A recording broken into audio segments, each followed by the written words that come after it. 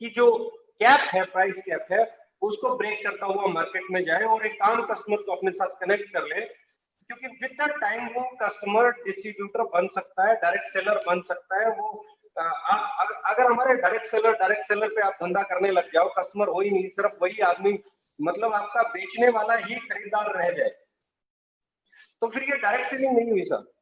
जी जी, यानी आपके कि पास डायरेक्ट, आप मुझे बताओ डायरेक्ट सेलिंग कंपनियां डायरेक्ट सेलर के लिए काम करती हैं, उनके साथ डायरेक्ट सेलर जुड़े होते हैं या कस्टमर जुड़े होते हैं? यानी कि आपका कहने का मतलब यहाँ पे है सर, जो नॉन मेंबर कस्टमर है हमारे, जिसको आप एंड यूजर या बिल्कुल जो एक्सक्लूसिव कस्टमर की भाषा में डेफिनेशन दी जाती है, तो उसका जो बिहेवियर है और उसकी जो बाइंग कैपेसिटी है, उसके अकॉर्डिंग ही आप इन चीजों को प्लान करते हैं। देखिए, मैंने दो चीजों पे काम किया। मैंने लो बीवी के साथ हाई परसेंटेज डिस्ट्रीब्यूशन पे काम किया। अगर आप देखेंगे तो 77.5% और फिर 10% सीआरएफ, ऑलमोस्ट 85 में 87.5% का आप लोग डिस्ट्रीब्यूशन कर रहे हैं। तो ये जो है, बीवी भले ही कम है लेकिन डिस्ट्रीब्यूशन ज्यादा है, तो ओवरऑल जो परसेंटेज ऑफ डिस्ट्रीब्यूशन है वो कंपनसेट होकर ऑलमोस्ट कहीं बराबर पे आ जाता है। पहला पॉइंट। दूसरा जो पॉइंट है, लो प्राइस रखने के कारण, लो बिजनेस वॉल्यूम रखने के कारण आपकी मार्केट में एक्सेप्टेंस बढ़ जाती है, लेकिन पे आउट नहीं घटता है, पे आउट भी बढ़ जाता है। क्योंकि आपने पे आउट का जो डिस्ट्रीब्यूशन है वो 50, 45, 55 या 58 या 60 या 62 या 64 नहीं रखा है। दैट इज 77.5% प्लस में 10% सीआरएफ अभी आपका चल रहा है। तो ऐसे में आपका जो परसेंटेज ऑफ डिस्ट्रीब्यूशन है प्लान के अंदर, डिस्ट्रीब्यूशन सिस्टम के अंदर, वो एक बहुत बड़ा रोल प्ले करता है, और वो आपका एक तरह से कह दो बैकग्राउंड म्यूजिक वही है, पूरा फील वही देता है। तो आपके पे आउट्स बड़े होते चले जाते हैं बिजनेस वॉल्यूम कम होने के बाद। राइट राइट, यानी कि सीधा कहने का मतलब है कि बिजनेस वॉल्यूम का बांटने का जो तरीका और परसेंटेज ऑफ डिस्ट्रीब्यूशन है वो इंपॉर्टेंट है। यानी कि जो डाउनलाइन का ओवर राइडिंग बोनस किसी भी अपलाइन को मिलता है। आपको मैं आज बता रहा हूँ, आने वाले समय में विक्रांत जी, कंपनीज को सिर्फ प्रोडक्ट के प्राइस नहीं कम करने पड़ेंगे, बिजनेस वॉल्यूम कम करके डिस्ट्रीब्यूशन का परसेंटेज बढ़ाना पड़ेगा, क्योंकि यही एक लौता ऐसा तरीका है जो कस्टमर और डिस्ट्रीब्यूटर दोनों को फायदा दे सकता है। राइट, यानी कि जब भी हम एक दूसरे को एक विचारधारा में जोड़ पाएंगे, कस्टमर और डिस्ट्रीब्यूटर को। यस, उस पॉलिसी में जो हमने बैलेंस बनाया है, कस्टमर के लिए हमने प्रोडक्ट का प्राइस नीचे रखा है, बिजनेस वॉल्यूम कम किए हैं, लेकिन डिस्ट्रीब्यूशन हाई परसेंटेज में लेके गए हैं, ताकि डिस्ट्रीब्यूटर भी कमा पाए और कस्टमर भी आपका खुश रहे, वो बार बार आपसे खरीदता रहे। और ये पॉलिसी आज लिखवा लीजिए मुझसे, अभी लिखवा लीजिए मुझसे, कंपनीज को फॉलो करनी पड़ेगी। मेरा कॉन्फिडेंस ये कहता है, मेरी जो मार्केट सेंस है वो ये कहता है। Rightly said sir. मैं दूसरा आगे क्वेश्चन बढ़ाता हूँ, क्योंकि बहुत सारी लंबी लिस्ट है हमारी। लोगों ने बहुत तरह तरह के सवाल पूछे हैं मेरे से। क्या आपको कभी डर नहीं लगा कि आप लो बीवी करके क्या आप मार्केट में आउट ऑफ साइट तो नहीं हो जाओगे जब भी आप डिसाइड कर रहे थे? मतलब दिल से बताना।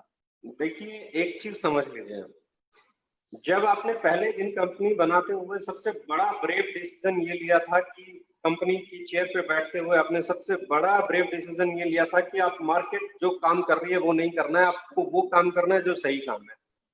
तो ऐसे में बट ऑब्वियस है, आप धारा से अलग बहने की बात कर रहे हो, बट ऑब्वियस है आप जो मार्केट में लोगों ने सीखा है, समझा है, उससे अलग बात कर रहे हो, आप ट्रेडिशनल मार्केट से कंपेयर करने की बात कर रहे हो, जो कहीं बड़ी मार्केट है, कहीं ज्यादा।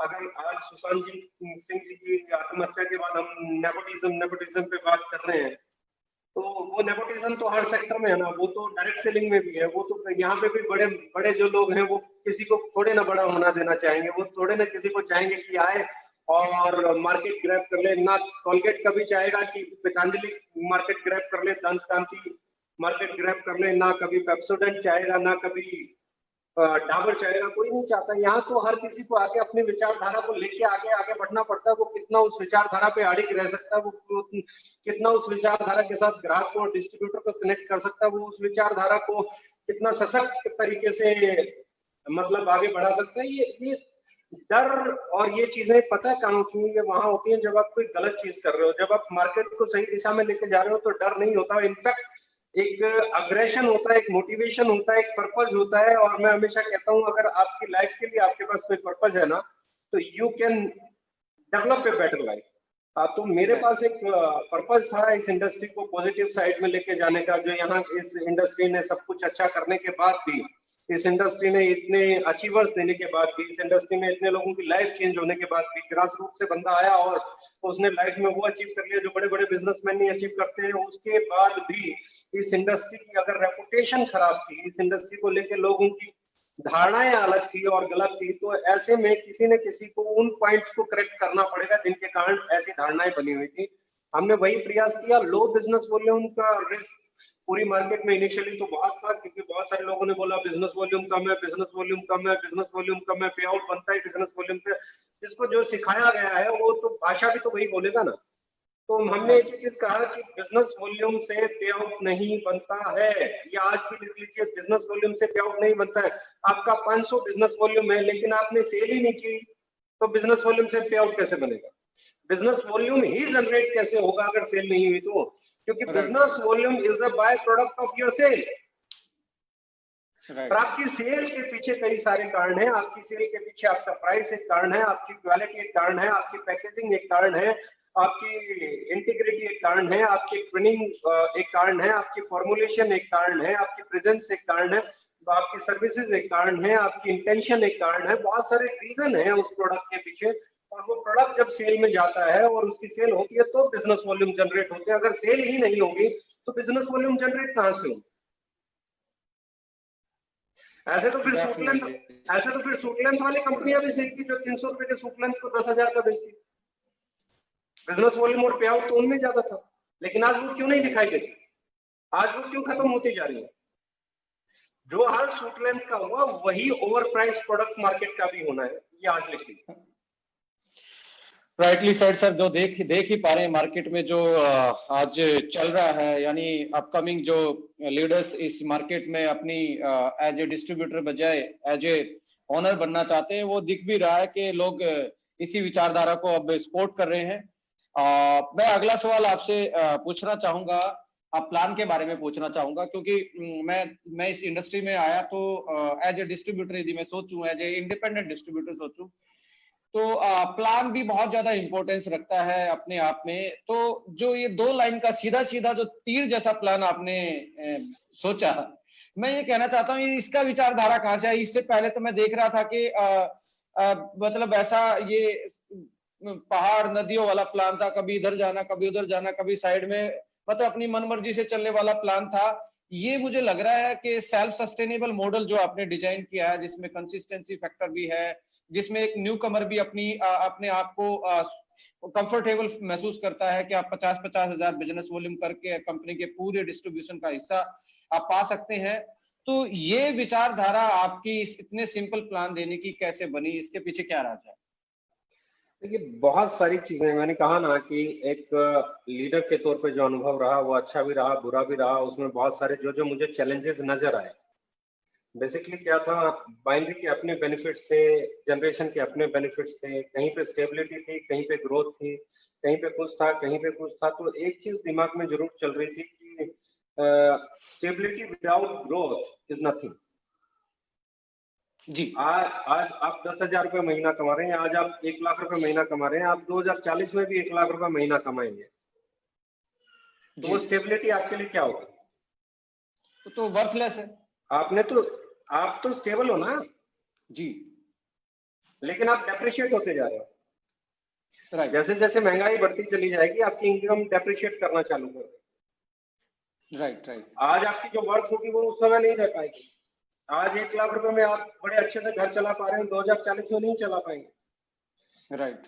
गैस महंगी हो जाएगी, डीजल महंगा हो जाएगा, पेट्रोल महंगा हो जाएगा, मकान का किराया महंगा हो जाएगा, दूध महंगा हो जाएगा, बिजली महंगी हो जाएगी, पता नहीं क्या क्या महंगा हो जाएगा, फल महंगा हो जाएगा, सब्जियां महंगा हो जाएंगी, स्कूल की फीस महंगी हो जाएगी, जो टाई आपने लगा रखी है महंगी हो जाएगी, आपके शर्ट महंगी हो सकती है, और 2500 चीजें महंगी हो सकती हैं। तो ऐसे में मेरा कहने का मतलब है, हो सकता है गाड़ियां उस दौर तक और महंगी हो जाएंगी, उस दौर तक ट्रांसपोर्टेशन और महंगा हो जाएगा, पता नहीं क्या क्या बदल सकता है उस समय तक। तो आज का 1 लाख रुपए महीना आना और आज से 20 साल बाद भी 1 लाख रुपए महीना आना, ये स्टेबल इनकम कहलाती है। लेकिन स्टेबल इनकम में ग्रोथ नहीं है। बाकी आप स्टेबल हो सकते हैं, आपकी इनकम स्टेबल हो सकती है, लेकिन मार्केट की महंगाई को स्टेबल कौन करेगा? मार्केट की महंगाई को स्टेबल नहीं किया जा सकता। वो ग्रो करती रहेगी। डेप्रिसिएशन ऑफ मनी को स्टेबल नहीं किया जा सकता। डेप्रिसिएशन ऑफ मनी चलता रहेगा। हमने हमारे बुजुर्गों से सुना है, मेरे दादाजी कहते थे कि 4 आने में हम यहाँ पे भी घूम आते थे, वहां पे भी घूम आते थे, ये भी ले आते थे, वो भी ले आते थे, और फिर 2 आने बच जाते थे। राइट। हमारे फादर साहब से हमने सुना है 100 रुपए में ये ले आते थे और इतना बच जाता था। आज हम ये बात कह ही नहीं पाते 2000 में ये ले आते थे और ये बच जाता था। समटाइम्स तो हमें पता होता है कि 2000 हमने गाड़ी में फ्यूल के डलवाए थे और शाम तक खत्म। Right right. तो आपका ट्रैवल भी खत्म नहीं हो पा रहा है। तो ये डेप्रिसिएशन ऑफ जो मनी है, इसको कैसे रोकोगे? आज 2000 रुपए में जो चीजें आ रही हैं, क्या वो 20 साल बाद भी 2000 में आएंगी? नहीं। यानी कि इकोनॉमिक्स का जो रूल ऑफ डेप्रिसिएशन है वो हर पार्ट में लागू होता है। वो हर पार्ट पे लागू है, वो आपके प्लान पे भी लागू है, वो आपकी पॉइंट वैल्यू पे भी लागू है, वो आपके बिजनेस पे भी लागू है, वो आपके प्रोडक्ट पे भी लागू है, वो आप पे भी लागू है, वो मेरे पे भी लागू है। जितना स्ट्रॉन्ग मैं आज हूँ, क्या आज से 25 साल बाद इतना स्ट्रॉन्ग रह जाऊंगा? Right right. Depreciation of immunity power भी तो है ना।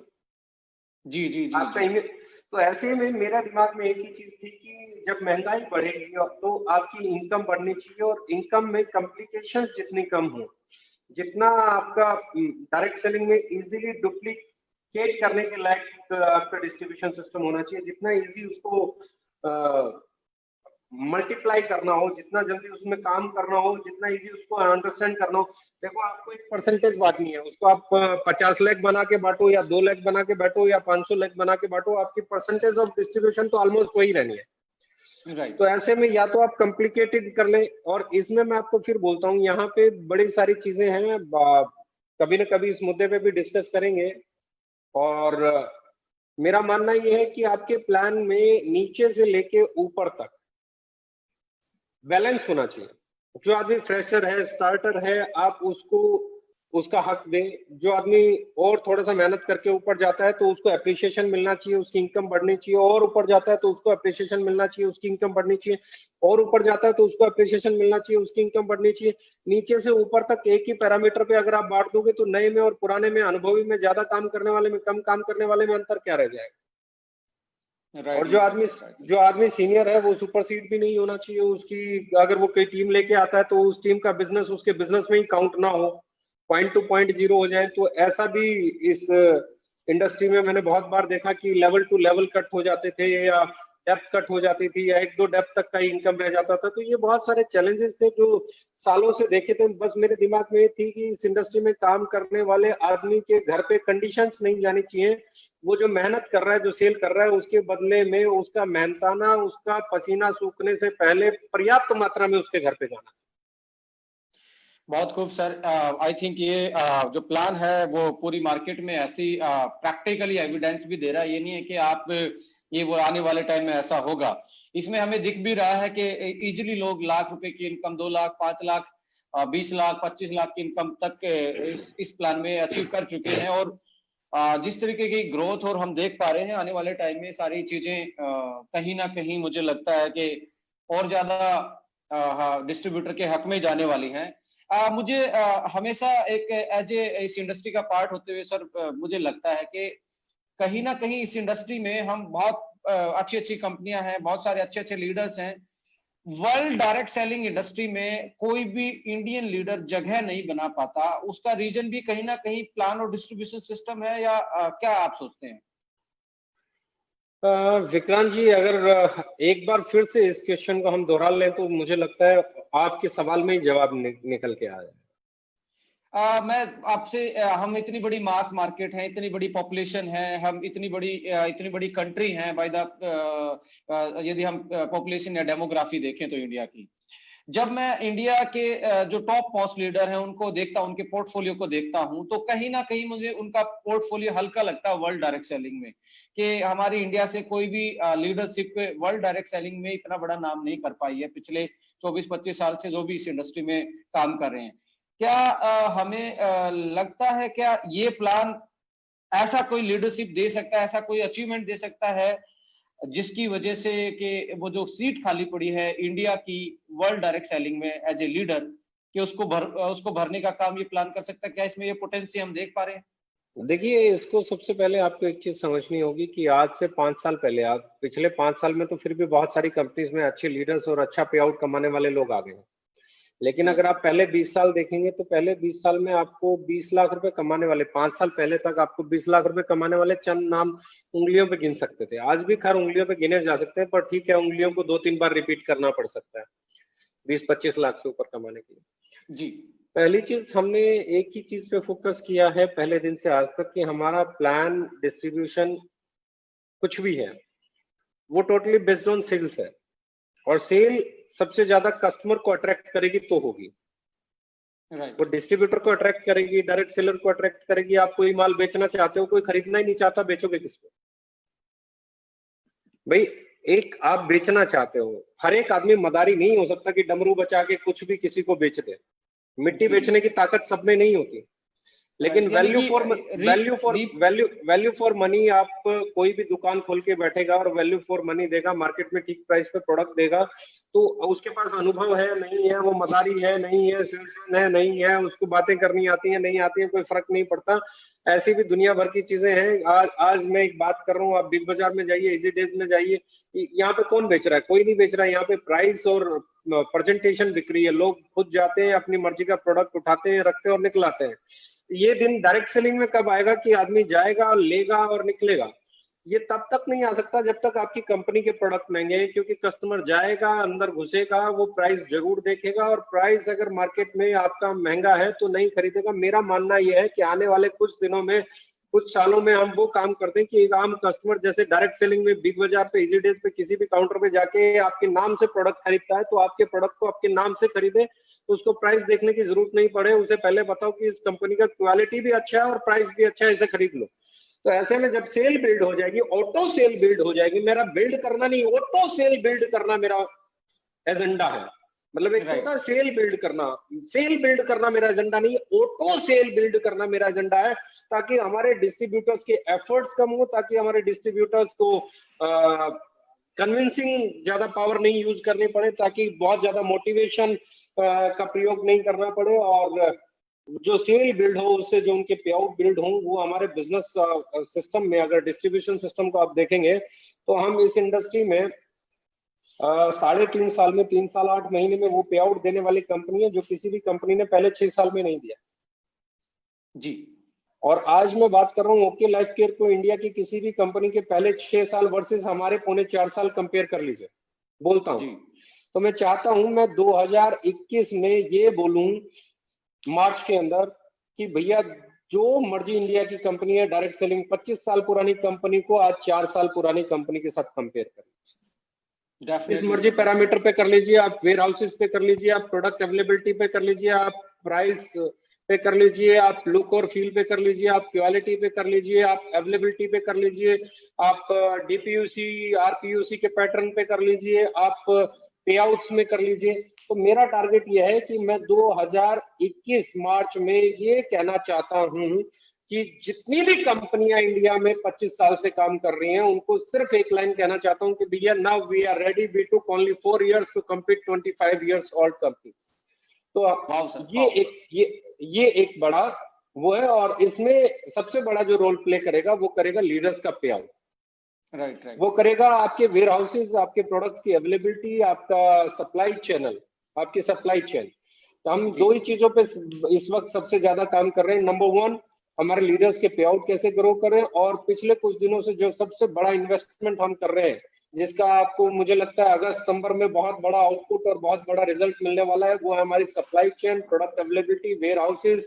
और मुझे नहीं लगता हम लोग अगस्त के बाद दुनिया में किसी को ये कहने का भी मौका देंगे कि इस कंपनी का कभी कोई प्रोडक्ट स्टॉक आउट हो जाता है या अवेलेबल नहीं होता, या इस एरिया में इस कंपनी की प्रेजेंस नहीं है, या यहाँ डीपीयूसी नहीं है, या यहाँ आरपीयूसी नहीं है, या कंपनी का वेयर हाउस इस एरिया में नहीं है, या डिलीवरी में बहुत ज्यादा टाइम लगता है। ये सारे चैलेंजेस हम लोग अगस्त में इस लेवल पे ले आएंगे कि हम सीधे सीधे कम्पीट कर पाएंगे उन कंपनियों से जो इस इंडस्ट्री की सबसे बड़ी कंपनियां है, जो इस इंडस्ट्री की सबसे पुरानी कंपनी है, जो इस इंडस्ट्री की सबसे सक्सेसफुल कंपनी है। तो we are preparing our self to fight the most,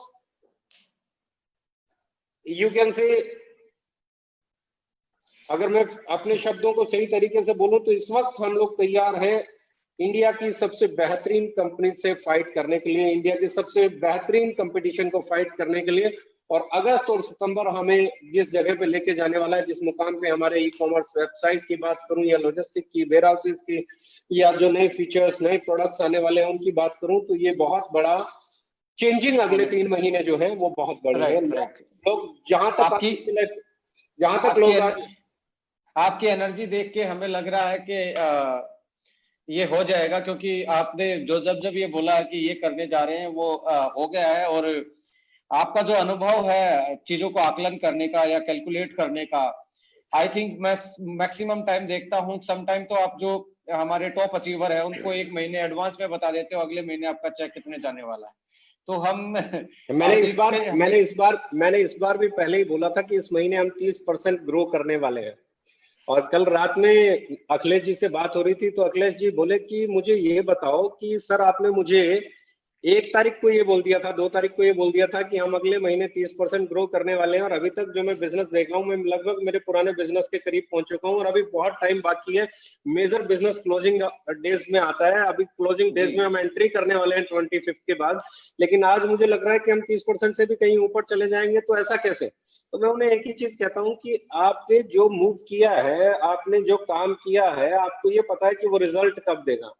तो जी जो सीआरएफ का पे आउट आया है फ्रेशर्स लोगों के लिए, जो इन्होंने पहली बार सुपर एक्टिव बोनस बनाया होगा, जिन्होंने कार फंड बनाया होगा, उन लोगों को जो पे आउट बनाया, जिन्होंने पहली बार एक्टिव बोनस बनाया होगा, उनको जो पे आउट आया है, वो पे आउट मोटिवेट करता है लोगों को फर्दर काम करने के लिए। और वो एक्साइटमेंट, वो मोटिवेशन, वो जो एक्चुअल मतलब यू कैन से आपने उनकी जेब में पैसा डालने का काम किया सीधे सीधे ऐसे टफ टाइम में, 10% कंपनी का बिजनेस वॉल्यूम का आपने जो एडिशनल दिया है, वो अपना रोल प्ले करेगा। क्योंकि मैं हिंदुस्तानियों के बारे में एक चीज जानता हूं, जब आप उनके बारे में सोचोगे तो वो अपने बारे में और आपके बारे में कहीं ईमानदारी से सोचोगे।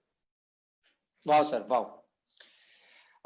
नेक्स्ट क्वेश्चन, क्योंकि अभी क्वेश्चन खत्म नहीं हुए सर, मैं नेक्स्ट हाँ, क्वेश्चन आपसे आज पूरी आपने तैयारी कर रखी है। आज मैंने जैसे इंग्रेडिएंट की लिस्ट बनाते हैं, आज आपके लिए क्वेश्चनों की लिस्ट है, तो एक आज पूरा प्रोडक्ट बन ही जाए। ठीक है, ठीक है। नेक्स्ट क्वेश्चन मैंने नोट किया है कि देखिए आप मुझे बता देते, मैं बीच में 2-3 ब्रेक का इंतजाम कर लेता, अपनी चाय कॉफी पीता रहता। क्योंकि आज मुझे लग रहा है कि आप लोगों को ब्रेन फ्यूल के बाद हार्ट फ्यूल देने में इतने बिजी रहेंगे कहीं मेरा तेल ना निकाल दे। नहीं नहीं, ऐसा नहीं होगा सर, बड़े आराम से क्वेश्चन पूछेंगे आपसे। नेक्स्ट क्वेश्चन मैं पूछ रहा हूँ, देखिए प्रमोशन के तरीके इस इंडस्ट्री में बहुत अलग अलग हैं, अलग अलग कंपनी अपनी अपनी स्ट्रेटजी पे काम करती है, किसी का कोई तरीका है। फिर भी मैं इस इंडस्ट्री में सबसे ज्यादा देख पा रहा हूँ मोटिवेशन का तरीका सभी लोगों ने अपनाया है। अभी मैं जितने भी पास प्लेटफॉर्म का मेरा देखने का अनुभव रहा है, जब मैं आपकी तरफ देखता हूँ या आपके तरीकों को देखता हूँ, तो आप जब स्टार्टिंग से ही मैं आपके साथ हूं तो देख पा रहा हूँ ट्रेनिंग मीटिंग्स में आपने मोटिवेशन को इतनी जगह नहीं दी। हालांकि मोटिवेशन इंपॉर्टेंट है जो स्किल डेवलपमेंट वाला है, बट जो हाइपोथेटिकली मोटिवेशन है जो लोगों को मतलब एक तरीके से न्यू परचेज के लिए मतलब एक एक पर्टिकुलर सेल के लिए एक पर्टिकुलर टाइम में काम आता है, उसका तरीका और आपका तरीके में बहुत डिफरेंस देख रहा हूँ। आपने फैक्ट्स पे फिगर्स पे बात की, आपने कैलकुलेशन पे बात की, आपने रियल जेन्युइन ग्राउंड लेवल की प्रॉब्लम पे बात की। तो कहां तक जायज है कि जो हाइपोथेटिकली मोटिवेशन है वो इस इंडस्ट्री में ज्यादा इंपॉर्टेंट रहता है, या आपने जो ये फैक्ट्स फिगर की बात कर रहे हैं ये ज्यादा आपके अनुभव में, क्योंकि आपने देखिए, लीडरशिप में भी सर प्लीज कंप्लीट करने दीजिए, क्योंकि लीडर रहते हो आपने भी ये मुझे लगता है ये हाइपोथेटिकली इमोशनल अत्याचार किए होंगे, नो डाउट, क्योंकि हमारी इंडस्ट्री उससे उससे निकल के आई है। Right now you are not working on motivational, you are working on the facts, figure and calculation and the problem our distributor are facing in on the grounds. तो इसके बारे में क्या कहना चाहते हैं? What is motivation and what is facts and figure? देखो मेरा मानना ये है कि आपका मोटिवेशन टेम्परेरी होता है, क्योंकि आप कितना ही अच्छा मोटिवेशन यूज कर लें वो टेम्परेरी है। मैं बात करूं, आज आप अपनी लाइफ में है ना एक बहुत अच्छा सा गाड़ी लेना चाहते हैं, वो मोटिवेशन है, आपसे काम कराएगा। लेकिन जिस दिन वो गाड़ी आ जाएगी उसके बाद यानी उस कि आप दिन लग्जरी कारों की बात कर रहे हैं? कुछ दिनों के बाद आप उस गाड़ी को धोना भी पसंद नहीं करते हैं समटाइम्स। वो जी कहाँ पे खड़ी है आप ध्यान नहीं देते हैं। पहले दिन तो आप उसको बहुत चमका के बहुत संभाल के चलाते हैं, फिर उसको रफ भी यूज करना शुरू कर देते हैं। जी अल्टीमेटली द सेम वे मैं मोटिवेशन के लिए एक चीज कहता हूँ, मोटिवेशन दो धारी तलवार है। देखो आप कर सकते हो, आपको करना चाहिए, आपको अपनी लाइफ में पॉजिटिव बदलाव लेके आना चाहिए, आपको सीखना चाहिए, आपको स्किलफुल होना चाहिए, इसके लिए आप मोटिवेट कर रहे हो तो very good motivation, you can use this kind of motivation, इस तरह का मोटिवेशन आप प्रयोग कर सकते हैं। लेकिन आपकी जिंदगी मैं बदल के रख दूंगा, आपकी जिंदगी में सब होगा, आप करोड़पति बन जाओगे, आप बल्क सेल कर लो, आप एक बार ये वाला रैंक अचीव कर लो, आप एक बार ये वाली गाड़ी ले आओ, आप एक बार ये कर लो, फिर आपकी जिंदगी में ये मुझे पॉइजन लगता है। किसी को इमोशनल सपोर्ट देना, किसी को सहारा देना, किसी के कंधे पे हाथ रख के कहना भाई I am with you, it's a very good motivation. लेकिन किसी के कंधे पे हाथ रख के कहना ठीक है यार तू बड़ा बनना चाहता है, एक काम कर, एक अच्छी सी गाड़ी ले ले, तू बड़ा बनना चाहता है, एक काम कर ले, अपने घर को भर ले प्रोडक्ट्स के साथ, एक काम कर ले, तू ये रैंक अचीव कर ले, मुझे ये मोटिवेशन समझ में नहीं है। जी आपने हमेशा देखा होगा मैंने बल्क सेल के खिलाफ बोला, मैंने हमेशा ये बोला कि अगर आपके घर पे कोई भी एक साबुन भी एक्स्ट्रा आ रहा है, एक टूथपेस्ट भी एक्स्ट्रा आ रही है, या ब्रेन फ्यूल भी एक्स्ट्रा आ रहा है जिसको आप बेच नहीं सकते या कंज्यूम नहीं कर सकते, तो ये आप अपने साथ गलत कर रहे हो। आपके घर में एक भी प्रोडक्ट ऐसा नहीं आना चाहिए जिसे आप बेच नहीं सकते या जिसे आप कंज्यूम नहीं कर सकते। मतलब आपकी रिक्वायरमेंट जितने की है, आपकी रिक्वायरमेंट 50 रुपए की है तो 50 रुपए का ही प्रोडक्ट खरीदो, आपकी रिक्वायरमेंट 100 रुपए की है तो 100 का ही खरीदो, आप 1000 रुपए का बेच सकते हो तो 1000 रुपए का ही खरीदो, आप 1000 रुपए का बेच सकते हो 5000 का मत खरीदो, आप 5000 का बेच सकते हो 5000 का खरीदो, 10,000 का मत खरीदो। तो मैंने क्या कहा, मैंने सिर्फ एक चीज कही कि लोगों के घर गोडाउन नहीं होने चाहिए, मैंने कहा रैंक बेस्ड बिजनेस नहीं होना चाहिए, क्योंकि रैंक बेस्ड बिजनेस लोगों के घरों को गोडाउन बनवा देता है। आपकी कंपनी में हर तरह के लोग आते हैं, कुछ ऐसे भी आते हैं जो आपकी एजुकेशन को फॉलो करते हैं, कुछ ऐसे भी आते हैं जो अपनी तिकड़म लड़ा जाते हैं। जी तो अपनी तिकड़म अगर आप मोटिवेट करोगे, आप भी मोटिवेट कर रहे हो और नीचे भी कोई तिकड़म लड़ाने वाला आ गया तो फिर तो गलत हो जाएगा ना। जी तो इसलिए जरूरी क्या है, आप एजुकेट करो, मोटिवेट नहीं करो। आप मोटिवेट करो उस समय जब कोई घर में कोई प्रॉब्लम है किसी के, जब किसी को जरूरत है, जब किसी को आपके सहारे की जरूरत है, जब कोई ये देखना चाहता है कि मेरे साथ कौन कौन खड़ा है, यू स्टैंड विद हिम और हर, उस समय आप उसके साथ खड़े हो। आपकी अपलाइन है, आपकी डाउनलाइन है, आपकी पैरेलल है, कोई फर्क नहीं पड़ता। और मैंने हमेशा एक ही चीज में बिलीव किया है, मोटिवेशन सही चीज के लिए तो बहुत सही है और गलत चीज के लिए तो बहुत गलत है। मोटिवेशन दो धारी तलवार है, तो इसको चलाने वाले असल में क्या हो गया, इंडस्ट्री में इसको सब चलाना चाहते हैं, और बुरी बात यह है इसको वो भी चलाना चाहते हैं जिसे ये इसका प्रयोग मालूम ही नहीं है।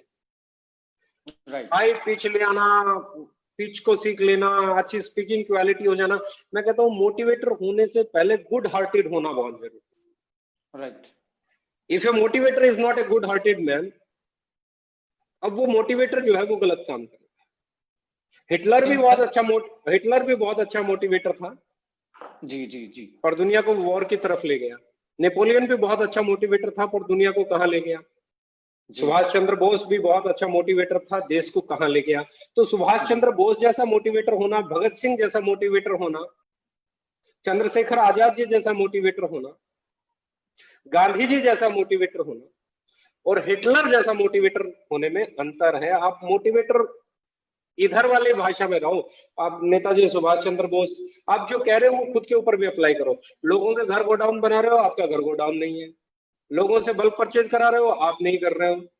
लोगों से रैंक के लिए दौड़ा रहे हो, आप खुद नहीं दौड़ रहे हो। मतलब व्हाट इज गोइंग, आप लोगों को यूज ना करें।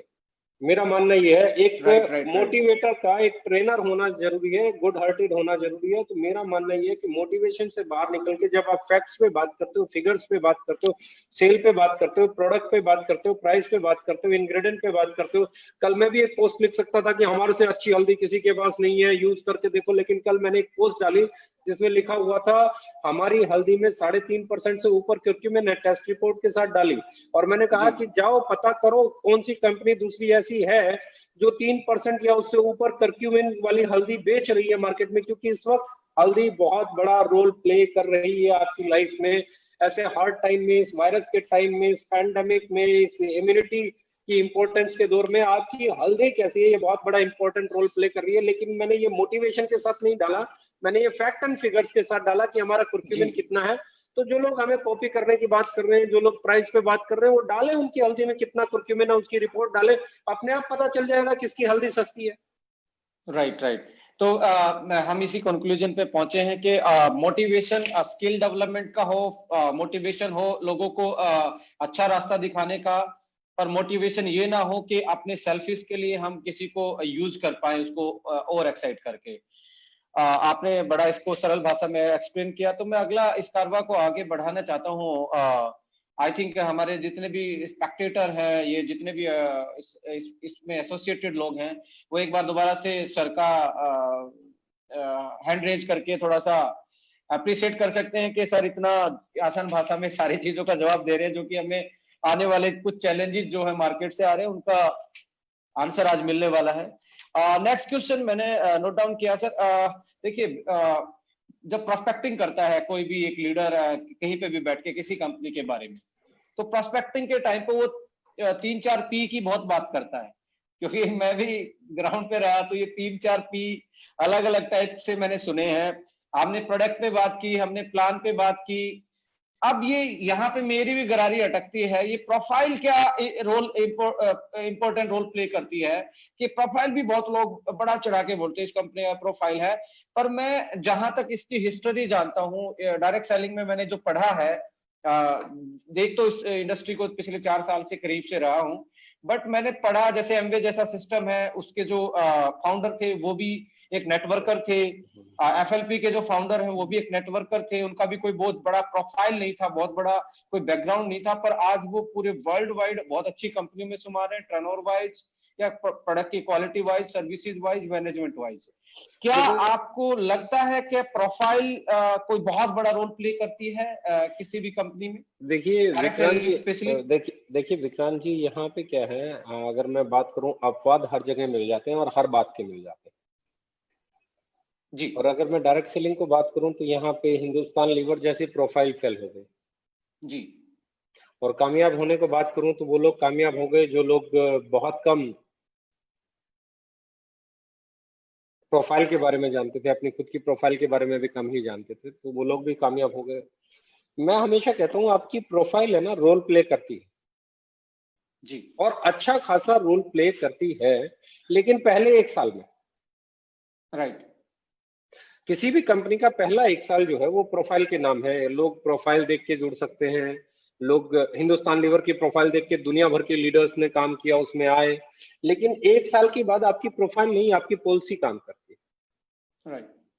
अगर मेरे से बात करेंगे और उसके बाद हिंदुस्तान लीवर से लोग चले गए, क्यों चले गए? क्योंकि उनकी पॉलिसीज नहीं थी। बिजनेस में आप प्रोफाइल से लोगों को ला सकते हो, टिका आप अपनी पॉलिसी से सकते हो, कामयाब नहीं बना सकते आप प्रोफाइल से, कामयाब आपकी पॉलिसीज बनाएंगे, कामयाब आपकी प्रैक्टिसेस बनाएंगे। तो मैं ये कहता हूं कि कोई भी बिजनेस हो, किसी भी कंपनी की अगर हम बात करें, तो प्रोफाइल यस बहुत बड़ा रोल प्ले करती है 2 समय में। नंबर 1 तब जब वो प्रोफाइल कंपनी बने, मार्केट में आए, तब प्रोफाइल का बहुत बड़ा रोल होता है। और नंबर 2 जब प्रोफाइल का बहुत बड़ा रोल होता है जब आपको उस दौर से गुजरना पड़े जिस दौर में ये कह सकते हैं कि लॉस हो जाए किसी कंपनी को। तो अगर आपकी प्रोफाइल स्ट्रॉन्ग है, आपके बाकी बिजनेसेस स्ट्रॉन्ग है, तो उसमें वहां से आपको फंडिंग आ सकती है। आपको एक्सटर्नल फंडिंग के लिए नहीं जाना पड़ता, आपको इंटरनल सपोर्ट मिल जाती है, इंटरनल फाइनेंसेस होते हैं आपकी दूसरी ग्रुप में या दूसरी कंपनीज में। तो वो रोल तो है, बट ऑब्वियस है वो प्रोफाइल का अपना एक रोल है। पर प्रोफाइल से कई गुना बड़ा रोल है आपकी इंटेंशन का, आपकी पॉलिसीज का, आपकी प्रैक्टिसेस का। आप बहुत बड़ी प्रोफाइल लेके चल रहे हैं, आपके पास पॉलिसी सही नहीं है, आपके पास एनर्जी सही नहीं है, आपके पास प्रैक्टिसेस सही नहीं है, आप एथिकल काम नहीं कर रहे हो, आपके प्राइसेस हाई हैं, आपकी प्रोडक्ट की क्वालिटी अच्छी नहीं है, आपका डिस्ट्रीब्यूशन सिस्टम सही नहीं है, आपका लोगों को ट्रीट करने का तरीका सही नहीं है, आप लोगों को रिस्पेक्ट नहीं दे पा रहे हैं, आप लोगों की ग्रोथ के लिए काम नहीं कर रहे हैं, तो ये सारी बातें बेमाने हो जाती हैं, आपकी प्रोफाइल बेमाने हो जाती है, जैसे हिंदुस्तान लीवर की हो गई। तो ऐसे में हिंदुस्तान लीवर नेटवर्क के नाम से कंपनी आई थी, आज नहीं है, क्योंकि वो इस बिजनेस के इमोशंस को नहीं कनेक्ट कर पाए। वरना उस कंपनी की प्रोफाइल में, उसके प्रोडक्ट्स में, उसकी एक्सपीरियंस में, उसकी मैनेजमेंट में प्रोफेशनल्स की कमी थोड़ी ना है। लेकिन प्रोफेशनल्स के साथ इस इंडस्ट्री को इमोशंस की जरूरत है, और वो इमोशंस होने चाहिए अपने लोगों के लिए। आप अपने लोगों को एक एम्प्लॉय की तरह ट्रीट नहीं कर सकते, उन्हें आपको बिजनेस पार्टनर के तौर पे देखना पड़ेगा। आप उनको छोटा नहीं मान सकते, आपको उन्हें बराबर का मानना पड़ेगा। आप बुरे से बुरे, वाहियात से वाहियात और फ्रस्ट्रेट हो जाने वाले सवाल का भी जवाब देने के लिए आपको तैयार रहना पड़ेगा। अधिकार है, आप ह्यूमन बीइंग है, आप फ्रस्ट्रेट हो जाएंगे, आप जल्ला के बता सकते हैं, लेकिन आपको you have to reply that. जी तो ऐसे में profile is important only on initial phases, but later on आपकी पॉलिसीज, आपकी प्रैक्टिसेस, आपका बिजनेस प्लान, आपका सर्विस सिस्टम, आपकी इंटेंशन, आपकी इंटीग्रिटी, आपका टेक्निकल कितना आप साउंड है, कितनी आप लोगों की केयर करते हैं, कितना आप केयरिंग है, कितना आप शेयरिंग है, ये चीजें ज्यादा बड़ा रोल प्ले करती हैं। और छोटी कंपनियों को बड़ा यही चीजें बना देती है, और बड़ी कंपनियों को छोटा भी यही चीजें बना देती है। तो फॉर मी, मेरे लिए प्रोफाइल से कहीं ज्यादा इंपॉर्टेंट है आपकी पॉलिसीज, जी। आपकी तो प्रैक्टिसेस, आपकी इंटेंशन, आपकी इंटीग्रिटी, आपकी सोच, आपकी धारणा, आपके लोगों के प्रति आपका ये स्नेह, आपका प्यार, उनकी ग्रोथ के प्रति आपकी ईमानदारी। जी जी, बहुत खूब आपने बड़ा अच्छे से सिंपल भाषा में समझाया, क्योंकि बहुत सारे लोग उस पी पे बहुत ज्यादा टाइम लगाते हैं। मेरा मानना है इस पी पे थोड़ा कम टाइम लगाना चाहिए, प्रोडक्ट और प्लान पे ज्यादा फोकस उनका करना चाहिए। उन और लोगों का उन लोगों का कसूर नहीं है। पहले दिन से बेसिकली क्या है, हर आदमी एक ही चीज सुनता आ रहा है, पहले प्रोफाइल देखो, प्रोफाइल देखो, प्रोफाइल देखो, फिर प्रोडक्ट देखो, प्लान देखो, प्लान देखो, तो प्लान देखो, फिर प्रोडक्ट देखो। मैं उल्टा कहता हूँ कि सबसे पहले प्रोडक्ट देखो, बिक सकता है कि नहीं बिक सकता है, उसकी क्वालिटी सही है कि नहीं है, रेट सही है कि नहीं है।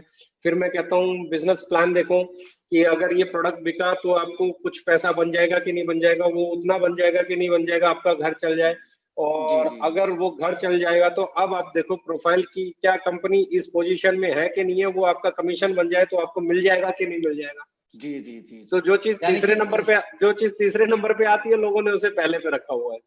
भाई आपकी राइटली प्रोफाइल बहुत अच्छी है, प्लान बहुत पुअर है, और प्रोडक्ट बहुत महंगा है, तो प्रोफाइल आपके लिए क्या करे। Definitely sir, definitely. तो मैं इसमें प्रोफाइल को ऑब्लिक कर देता हूं कि आपको पॉलिसीज पे ज्यादा फोकस करना चाहिए कि कंपनी क्या प्लानिंग पहले करके आए, क्या पॉलिसीज प्रोडक्ट लेके आई है। प्रोडक्ट प्रोडक्ट पे, प्राइस पे, प्लान पे, जी जी जी और उसके बाद अपनी मैनेजमेंट पे। ये देखो कि मैनेजमेंट में बैठे हुए लोग जो कमिट कर रहे हैं मार्केट की ग्रोथ के लिए, प्राइस के लिए, प्रोडक्ट के लिए, जो बातें बोली जा रही हैं, क्या उसके ऊपर काम कर रहे हैं। आप 100 जी बातें बोलोगे, उसमें से आप 70 कर रहे हो, 30 नहीं कर रहे हो, और 30 बिल्कुल नहीं कर रहे हो, तो गलत है। जी जी जी। 70 में से 100 में से 30 नहीं कर रहे हो और बिल्कुल नहीं कर रहे हो, तो गलत है। गलत। आपने 100 बातें बोली, 70 आपने कर दी, और 30 को करने पे आप लगे हुए हो, अब आप बेस्ट हो। Right right right. लगे, वो आपने जो वर्ड बोला उसे पूरा करने के लिए आपको लगे रहना पड़ेगा। वो आज करो, कल करो, परसों करो, आपको डिलीवर करना पड़ेगा। पड़ेगा। और अगर आप इसमें मैं करते रहे तो फिर आप बेस्ट मैनेजमेंट हो, आप बेस्ट कंपनी। जी जी जी जी, इसमें मैं एक पी और अपने एक्सपीरियंस से ऐड करना चाहता हूँ। किसी भी कंपनी के लिए मैं पी जो दूसरा लेके आ रहा हूँ यहाँ पे, जो कि बताया नहीं जाता। कोई भी जो प्रमोटर्स होते हैं, जो कंपनी के टॉप प्रमोटर्स होते हैं, उनका क्या रोल होता है किसी भी कंपनी को आगे ले जाने में, उसकी स्टेबिलिटी में। एज ए प्रमोटर कोई, जैसे कोई टॉप लॉबी को आप देखेंगे, वो किस टाइप की होनी चाहिए। बहुत सारे सिस्टम में देखता हूँ कि नए खुलते हैं, कुछ ऐसे सिस्टम आते हैं एकदम से हा हुल्ला वाले आते हैं प्रोफाइल लेके। उन मुझे लगता है कहीं ना कहीं प्रमोटर पे भी डिपेंड करती है आने वाले टाइम में कोई भी कंपनी, क्या उनका नेचर कैसा है, वो किस माइंडसेट के हैं। इसको थोड़ा सा यदि आप एलोबरेट देखिए करेंगे, क्योंकि देखिए कंपनी क्या है, कंपनी के बारे में बात करूं तो एक सिस्टम ड्रिवन ऑर्गेनाइजेशन को आप कंपनी कहते जी हैं, जिसको एक सिस्टम रन करता है। वो सिस्टम डेवलप कौन करता है? जो उसका प्रमोटर होता जी है। अब उसके प्रमोटर की इंटेंशन क्या है? जी जैसी उसकी इंटेंशन है वैसा ही सिस्टम डेवलप होगा, और वैसी ही वो ऑर्गेनाइजेशन बनेगी। जी हमें बहुत सारे लोगों ने इनिशियली टारगेट किया, हम जी लोग नेपोटिज्म का शिकार भी हुए। जी बड़ी लाइन बोल रहा हूँ। बहुत सारे लोगों ने आपको दबाने की कोशिश की कि आप इंडस्ट्री में ना उभरे। आज भी वो कोशिशें चलती रहती हैं, अलग अलग तरीके से, कुछ लीडर्स जो बड़ा पे आउट बना रहे हैं, कुछ लीडर्स जो दूसरी कंपनी में काम कर रहे हैं। अब वो क्या है, वो मार्केट है, वो उनका अधिकार है, वो अपने अस्तित्व को बचाए रखने के लिए अपना काम करेंगे, तो अपने प्रभुत्व को बनाए रखने के लिए अपना काम करेंगे। हमारा काम क्या है? हमारा काम है उस प्रभुत्व वाली मार्केट में अपनी हिस्सेदारी लेना, अपना जी हक जी लेना। और जी अपना हक आप जितनी ईमानदारी से, शिद्दत से काम करेंगे, आपको मिलेगा। कोई आपको रोक नहीं सकता, कोई आपको झुका नहीं सकता। आप ही आपको रोकेंगे, आप ही आपको झुकाएंगे, आप ही अपने आप को खत्म करेंगे। अब किसी की हिम्मत नहीं थी सुशांत सिंह राजपूत को रोक पाता, जी क्योंकि उस आदमी ने खुद को प्रूव कर दिया था, बिहार से निकल के और इतनी बड़ी बड़ी फिल्में करना, अपने आप को एस्टेब्लिश करना, सब कुछ करना। अब वो क्या उसकी लाइफ में ऐसा हुआ होगा कि उसने इतना बड़ा कदम उठाया, ये चिंतन का विषय भी है और चिंता का विषय भी। जी तो चिंता तो पूरा देश प्रकट कर ही चुका है, चिंतन शायद चल रहा होगा। सारी चीजें अपने अपने तरीके से खोजबीन चालू होगी, क्या हुआ कैसे हुआ, जब सामने निकल के आएगा तो देखते हैं क्या था। पर मेरा मानना यह है कि आपके प्रमोटर्स, आपकी कंपनी उतनी स्टेबल है जितना आपके प्रमोटर का ब्रेन स्टेबल है। जी जी आप देखेंगे बहुत सारी कंपनियां अच्छा परफॉर्म करती हैं, लेकिन और बेहतर परफॉर्म करने के चक्कर में सब कुछ, जल्दी से सब कुछ अचीव करने के चक्कर में सब कुछ खराब कर लेती हैं। जी जी फ्रीक्वेंटली चेंज करती रहती हैं, आज भी ये बदल गया, कल भी वो बदल गया, आज रेट कुछ और, कल कुछ और, परसों कुछ और, आज पॉलिसी कुछ और, कल कुछ और, परसों कुछ और, आज प्लान कुछ और, कल कुछ और। बहुत फ्रीक्वेंटली चेंजेस जो हैं वो भी किलर होते हैं। आपके मैनेजमेंट के ब्रेन में स्टेबिलिटी होनी चाहिए। अगर वो स्टेबल ब्रेन है, देखो रिक्वायर्ड टाइम पे अगर चेंजेस नहीं करोगे, समय पे रहते आप ब्रेक नहीं लगाओगे, समय पे रहते आप एक्सेलरेटर नहीं दबाओगे, तो भी गलत है। लेकिन बार बार ब्रेक दबाते रहना भी, बार बार एक्सेलरेटर दबाते रहना भी सही और अक्लमंदी का काम नहीं है। तो मैं हमेशा कहता हूं कि आपके प्रमोटर्स का सबसे बड़ा रोल प्ले ये है कि वो किस विजन के साथ काम कर रहा है, किस इंटेंशन के साथ कर रहा है, किस इंटीग्रिटी के साथ कर रहा है, क्योंकि वही वैसा ही सिस्टम डेवलप करेगा। और हमने एक चीज प्रूव की है कि हमने ना सिर्फ कस्टमर का ख्याल रखा है, हमने डिस्ट्रीब्यूटर का भी ख्याल रखा है। हमारे पास लीडर्स के चेक भी लगातार बढ़े हैं, हम प्रोडक्ट पे भी काम कर रहे हैं। और सबसे बड़ी चीज बताऊं, मेरी इंडस्ट्री में किसी ने कल्पना नहीं की होगी कि लॉकडाउन और इतने हार्ड टाइम में कोई कंपनी ग्रो कर सकती है। इंडिया की मैक्सिमम कंपनीज ने अपनी 30%, 40%, 50%, 60%, 70% सेल खोई है। ऐसे दौर में हम लोग एक ऐसी कंपनी है जो महीने में 30% ग्रो कर की तरफ चल रहे हैं। तो ये बहुत बड़ा प्रूफ है हम लोगों की इंटेंशन का, ये बहुत बड़ा सबूत है हम लोगों की इंटीग्रिटी का, ये बहुत बड़ा सबूत है हम लोगों ने किस तरीके से मूव किया है। और इस बढ़ती हुई सेल के कारण जो चैलेंजेस हैं हमारे सामने, प्रोडक्ट अवेलेबिलिटी के लेके या नए प्रोडक्ट को लॉन्च करने को लेके, कल हमारे जो प्रोडक्ट 2 लाख पीस के साथ लॉन्च हो जाते थे, आज बड़ी सेल अगर मैं बात करूं तो वही आपको 5 लाख पीस से कम अगर आप लॉन्च कर रहे हो तो आपके स्टॉक आउट होने के चांसेस बढ़ जाते हैं। समटाइम्स तो मैं देखता हूं कि कोई प्रोडक्ट लॉन्च किया, हमारे पास 2 लाख पीस आए और वो 2 घंटे में स्टॉक आउट धड़ाक। तो ये क्या है, ये ग्रोथ जो मिल रही है, ये ग्रोथ आप लोगों ने जो पॉलिसीज बनाई, जो मार्केट में उसको एक्सेप्टेंस मिली, उससे जो लोगों का प्यार मिला, जो सहयोग मिला, उसने आपको एक नया चैलेंज दिया कि भैया मार्केट आपकी तरफ झुक रही है, मार्केट आपके पीछे लग गई है, लोग आपके प्रोडक्ट को खरीदना चाहते हैं, लोग आपके प्रोडक्ट को बेचना चाहते हैं। And now be ready, challenge is there, आप सप्लाई करने में ना चूक जाए। आप ऐसा ना हो कि अब आप पूरी मार्केट ओके ओके चिल्ला रही है और ओके का प्रोडक्ट मिलना ही बंद हो जाए। तो जी ऐसे में जी हमारी ऐसे में हमारी यानी कि जिम्मेवारी, यानी यानी कि ऐसे सर में आप ये बता रहे हैं कि बिजनेस की ग्रोथ के साथ साथ चैलेंज नेचुरली बढ़ते हैं। और मैं इसी को आगे बढ़ा सर रहा हूँ। 100% बढ़ते हैं और बहुत सारी तो फिर कंपनियों के बढ़े हैं। तो आप क्या प्रिपरेशन लेके आ रहे हैं आने वाले टाइम में जो इन चैलेंजेस को मीट आउट करवाएं और एक बेहतरीन हम और इस प्लेटफॉर्म को एक बेहतरीन सपोर्ट कर पाए अपने लीडर्स को या अपने डिस्ट्रीब्यूशन चैनल्स को? हमने सबसे पहले हमारी जो आज की डेट में हमारी प्रोडक्शन थी, इस पैंडेमिक में हमने वो मशीन या वो प्रोडक्शन की तैयारी की है जो आज से 10 गुना ज्यादा अगर हम टर्नओवर ले जाएं, अगले 3 महीने के अंदर हम उस पोजीशन में होंगे कि अगर हम आज से 10 गुना ज्यादा जंप ले जाएं, यानी कि हम 150 करोड़ का टर्नओवर करें, हम लोग 200 करोड़ का टर्नओवर करें महीने का, तो भी हमारे प्रोडक्ट शॉर्ट ना हो। अब हम जी अगले 3 महीने में उस इंफ्रास्ट्रक्चर पे काम कर रहे हैं। चाहे उसमें हमारे वेयर हाउसेज खुलना है तो 3 महीने में हम हमारे मैक्सिमम वेयर हाउसेज ओपन कर चुके होंगे। अभी बड़ी खुशी की बात है कि हमने जम्मू का वेयर हाउस ओपन किया, सिलीगुड़ी का किया, असम का ऑलरेडी चल रहा था, कानपुर का खुलने वाला है, महाराष्ट्र में भिवंडी में आपका शुरू होने वाला है, आपका बेंगलोर में शुरू होने वाला है, आपका गुजरात अहमदाबाद में शुरू होने वाला है, आपका पंजाब में हम लोग वेयर हाउस शुरू करने की पूरी प्रिपरेशन कर चुके हैं। हम लोग गाजियाबाद में वेयर हाउस की तैयारी कर रहे हैं, बहुत शानदार एक वेयर हाउस हम लोग गाजियाबाद में बनाने जा रहे हैं। तो हम व्हाट वी आर डूइंग, हम अगली तैयारी कर रहे हैं ताकि हमारे प्रोडक्ट की प्रोडक्शन को हम 10 टाइम्स ग्रो कर रहे हैं। 3 महीने के अंदर हमारी कैपेसिटी 10 गुना बढ़ जाएगी प्रोडक्शन की, यानी कि जो आज हम टर्नओवर कर रहे हैं, हमने उसके लिए मशीन्स क्या, पैकेजिंग क्या, इंग्रेडिएंट क्या, रॉ मटेरियल क्या, उसकी स्टोरेज क्या, आपके वेयर हाउसेज क्या, आपका मदर वेयर हाउसेज क्या, आपकी फैक्ट्री क्या, आपका रोड मैप सब तैयार है। और अगले 3 महीने के बाद हम उस लेवल पे होंगे कि हमारी प्रोडक्शन उस चीज को संभाल सकती है, हमारी डिलीवरी उस चीज को संभाल सकती है, हमारे वेयर हाउसेज उतने कैपेबल हो जाएंगे कि हम आज से 10 गुना सेल ले जाएं तो भी 150 करोड़ 200 करोड़ महीने की सेल ले जाएं तो आप जुलाई अगस्त और सितंबर के बाद कोई ये कहने वाला नहीं मिलेगा जी प्रोडक्ट नहीं मिला, अवेलेबिलिटी नहीं हो पा रही या पहुंचने में टाइम ज्यादा लग रहा है।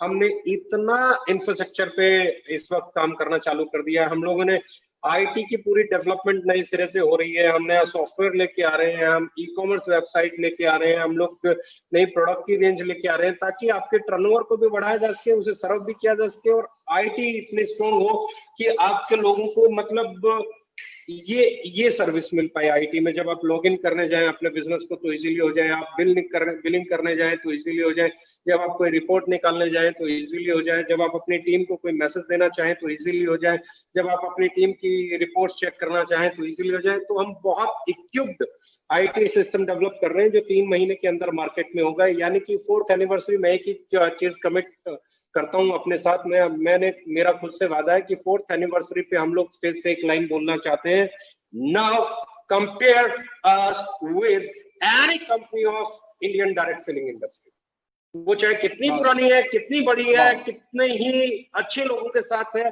हम लोग नया स्टाफ लेके आ रहे हैं, हम लोग एफिशिएंट स्टाफ लेके आ रहे हैं, हम लोग सीआरएम पे नया काम कर रहे हैं, हम लोग कॉल सेंटर पे नया काम कर रहे हैं। मतलब कोई ऐसा पार्ट नहीं है जिसको आज हम इसलिए तैयार नहीं कर रहे हैं। और अगले 3 महीने में हमारा खुद से वादा है कि हम उस सिस्टम को डेवलप कर लेंगे, चाहे वो सीआरएम है, चाहे वो मैनेजमेंट है, चाहे वो डिलीवरी है, चाहे वो प्रोडक्शन है, चाहे वो मार्केटिंग कैंपेन है, चाहे वो डिस्ट्रीब्यूशन सिस्टम है, चाहे वो आपकी इवेंट मैनेजमेंट है, चाहे वो आपकी लिटरेचर है, चाहे वो आपका, वो अगले 3 महीने में हम उस लेवल पे ले जाएंगे कि आप इस सेल को 10 गुना बढ़ा लीजिए, आपको कोई फर्क नहीं पड़ेगा। आप यानी कि इंफ्रास्ट्रक्चर पे हम बहुत ज्यादा फोकस करने वाले हैं अगले 3 महीने में। फोकस करने वाले नहीं है, पिछले 1 महीने से उस पे लगे हुए हैं, उसके रिजल्ट आना अगले महीने से शुरू हो जाएंगे। जुलाई में उसके रिजल्ट दिखना शुरू हो जाएंगे, अगस्त में उसके बेहतरीन रिजल्ट दिखना शुरू हो जाएंगे और सितंबर जाते जाते आप लोग इंडिया की one of the smoothest company होंगे, one of the best company. ये तो आप जो बात कर रहे हैं सर, मुझे लगता है कि कोई हमारे जो राइवल्स हैं, बिजनेस राइवल्स हैं, वो तो सुन रहे होंगे तो मुझे लगता है थोड़ा बहुत शौक में आगे होंगे। पर इस बीच में एक फनी सा क्वेश्चन पूछना चाहता हूँ जो नॉन बिजनेस क्वेश्चन है, थोड़ा सा मतलब रिलैक्स हो जाएं लोग। एक बड़ा लोगों का एक बड़ा सवालात रहता है कि आपको लेके पर्सनली कि आप सीईओ जैसे नहीं दिखते हैं, समटाइम आप कैसे भी कपड़े पहन के आ जाते हैं। मतलब ये टाई वाला जो कल्चर है, और जहां तक हम इंडिपेंडेंसी की बात करते हैं इस इंडस्ट्री में, टाइम की, लाइफ की, फाइनेंस की, मुझे तो लगता है कि आप कंफर्ट रहना चाहते हैं और इंडिपेंडेंसी रियल आपसे दिखती है, आपके व्यवहार से, आपके चाल चलन से। तो वो कॉर्पोरेट वाला कल्चर आपको लुभावना नहीं लगता कि आपको भी वो अपनाना चाहिए समटाइम? देखो, मेरा बड़ा सिंपल सा मानना है और वो ये मानना है कि कोई भी ऑर्गेनाइजेशन आपके हार्ट और ब्रेन से चलती है। जैसे ब्रेन फ्यूल और हार्ट फ्यूल की मैं बात करता हूँ जी, तो आपका हार्ट बहुत स्ट्रोंग होना चाहिए और ब्रेन बहुत शार्प होना चाहिए, इंटेंशन बहुत क्लियर होनी चाहिए जी। जो कंपनियां इंडस्ट्री में क्या दुनिया में आई हैं, दुनिया भर की कंपनियां जो टाई वालों की बंद हो गई जी, और दुनिया भर की कंपनियां जो टी शर्ट वालों की चल रही है। तो ना तो टाई से कंपनी पे कोई अच्छा प्रभाव पड़ता है और ना टी शर्ट से कंपनी पे कोई बुरा प्रभाव पड़ता है। राइट। तो टाई और अगर टी शर्ट से ही कंपनी चलनी और अच्छी और बुरी का पैमाना होता तो फिर शायद गूगल में आज सोफे नहीं लगे होते। तो तो शायद आज फेसबुक का सीईओ जो है टी शर्ट पहन के स्टेज पे नहीं आ रहा होता, और अगर ऐसा ही चलना होता तो वर्क फ्रॉम होम का कल्चर ही नहीं आ रहा होता, और वही वर्क फ्रॉम होम है जो आप बेड पे बैठ के, सोफे पे बैठ के आज कंपनी को चला रहे हैं। और बहुत सारी कंपनियों को इस वर्क फ्रॉम होम वाले लोगों ने ही जिंदा रख लिया है, वरना बहुत सारी कंपनियां तो इस दौर में जिंदा ही नहीं रहती। तो मुझे टाई पे भी कहीं ना कहीं कोरोना ने टाई अप लगाया है कि आप घर पे बैठ के कंफर्टेबली आप इस बिजनेस को कर सकते हैं। मेरा मानना है आपको ऑफिस में घर जैसी फील और घर पे ऑफिस जैसी फील, अगर आप एक ही फील्ड में काम कर रहे हैं। देखो एक आर्टिस्ट क्या कहता है, एक आर्टिस्ट ये कहता है मैं अपने कैरेक्टर में रहता हूँ। राइट। वो कभी नहीं कहता मैं अपने कपड़ों में रहता हूँ। राइट। तो एज ए लीडर आप अपने कैरेक्टर में रहे, एज ए मैनेजमेंट आप अपने कैरेक्टर में रहे, एज ए सीईओ आप अपने कैरेक्टर में रहे, एज ए ट्रेनर आप अपने कैरेक्टर में रहे, एज ए R&D हेड आप अपने कैरेक्टर में रहे, एज ए ऑपरेशन हेड आप अपने कैरेक्टर में रहे, एज ए डायरेक्ट सेलर आप अपने कैरेक्टर में रहे। आपका कैरेक्टर नहीं छूटना चाहिए, कपड़े बदलते रहेंगे कोई फर्क नहीं पड़ता जी, मेरा मानना है। तो यानी कि कंफर्टेबल और आपके स्किल्स दोनों ही जो यदि मिल जाए तो आपका स्किल्स आर मोर इम्पोर्टेंट। अगर आप स्किलफुल हैं तो, और मुझे ये लगता है कि आप कामयाब क्यों होना चाहते हैं? कंफर्टेबल लाइफ में, और लाइफ को अच्छे से जिया जा सके। देखो मैं कामयाबी का मेरा पैरामीटर ये है कि आप लाइफ को जैसे जीना चाहते हैं वैसे जी पाए, कामयाबी है। कामयाबी सिर्फ पैसे से तो नहीं हो सकती। राइट। अगर कोई मुझे कहे कि डीके सारंग जी को हम लोग 1 लाख करोड़ देते हैं, लेकिन उनको ये कपड़े पहनने पड़ेंगे, एक 10 बाई 10 के कमरे में ही रहना पड़ेगा पूरी जिंदगी, उस 10 बाई 10 के कमरे से बाहर नहीं आएंगे, या यही खाना पड़ेगा कुछ और नहीं खाएंगे, या ऐसे ही बातें करनी पड़ेंगी, इसी लैंग्वेज में बातें करनी पड़ेंगी, दूसरी लैंग्वेज यूज नहीं कर सकते, तो क्या वो पैसे मेरे लिए कोई मायने रखेंगे? डेफिनेटली से नहीं रखेंगे। तो इम्पोर्टेंट क्या है, आपके लिए पैसा मायने रख रहा है या आप? इसलिए मेरा मानना है कामयाब, अगर आप, बाबा रामदेव क्यों कामयाब है? क्योंकि उसे जिस चीज से प्यार है वो कर रहा है। आज इतनी बड़ी कंपनी बनाने के बाद, इतना पैसा कमाने के बाद भी वही कर रहा है जी। Got my point? आज भी एनडीटीवी पे आके योगा सिखा रहा है, fight against corona with Baba Ramdev. Definitely इसे समझ लीजिए। आपको जो करने में मजा आता है, आपको जो करने में प्यार है, आप जिसको पूरी जिंदगी कर सकते हैं, जिस काम को अगर आपको पैसा नहीं मिले तो भी मोहब्बत से कर सकते हैं ना, मैं उसे कामयाबी मानता हूँ। मैं उसे कामयाबी मानता हूँ जी। तो मैं अपने आप को कामयाब मानता हूँ, क्योंकि मैं जिस काम से प्यार करता हूँ, मैं जैसा रहने से प्यार करता हूँ, मैं जैसा दिखने से प्यार करता हूँ, मैं फेक बनने से बचता हूँ, मैं जैसा हूँ वैसा रहना मुझे पसंद है। और मैं लोगों के सामने दिखावे से दूर रह के जो मेरी औकात है मैं उस औकात में रहता हूँ, मेरी जो हैसियत है मैं उसमें रहता हूँ। मैं लोगों को भी धोखे से बचाता हूँ। मैं तो लोगों को भी कहता हूँ भैया लग्जरी मत खेलना, कार मत ले लेना। कहीं ऐसा हो कि तुम कारों के पीछे दौड़ो और घर नहीं बना पाओ, कहीं ऐसा हो तुम कारों के पीछे दौड़ो और इंश्योरेंस भी नहीं करा पाओ, कहीं ऐसा हो कि तुम कारों के पीछे दौड़ो और माँ बाप के लिए कुछ खुशियां नहीं दे पाओ, उनको कुछ खरीद के नहीं दे पाओ। तो बट ऑब्वियस है, मैं जो बोलता हूँ ना वो खुद पे भी करता हूँ। मैं हमेशा एक चीज कहता हूँ कि जो आपका दिल करता है ना वो बहुत जरूरी है। और आपका दिल सर मैं क्या करूँ, मुझे आप सीमेंट का कितना ही बड़ा महल दे दो, मुझे पौधे के साथ बैठ के, फूलों के बीच में बैठ के, या थोड़ी बहुत हरियाली के बीच में, मैं 50 गज के मकान में, 30 गज के मकान में रह सकता हूँ अगर चारों तरफ हरियाली है। और मैं 5 एकड़ के घर में, 50 एकड़ के घर में नहीं रह सकता अगर चारों तरफ सीमेंट है। ये मेरा नेचर है। लोगों को ये दिखाने के लिए कि मेरा महल है तो हमारे जितने अपने आप को किल तो नहीं कर दूंगा ना। हमारे जितने भी पार्टिसिपेंट है सर को सुन रहे हैं तो यही निकल के आ रहा है, जो ये कंठ लोग हम लगाते हैं ये कुछ हद तक अच्छा दिखने के लिए इम्पोर्टेंट है, बट नहीं मैं भी लगाता हूँ लेकिन जिस दिन दिल करता है उस दिन लगाता हूँ। राइट। जब कोई एडीपी होती है, एलडीपी होती है, जब कोई ट्रेनिंग प्रोग्राम होता है, जब कोई सेमिनार होता है, मैं भी लगाता हूँ और कंपनी की टी शर्ट भी पहन लेता हूँ। और जब मैं आराम से बैठा होता हूँ, मुझे आपसे बात करनी है या मुझे ऑफिस का काम करना है, तो उस समय कोई जरूरी नहीं। और मैं हमेशा कहता हूँ सर आपको एफिशिएंट होने की जरूरत है, एफिशिएंट दिखने की जरूरत नहीं। राइट। सो सर इसी चीज को आगे बढ़ाते हैं।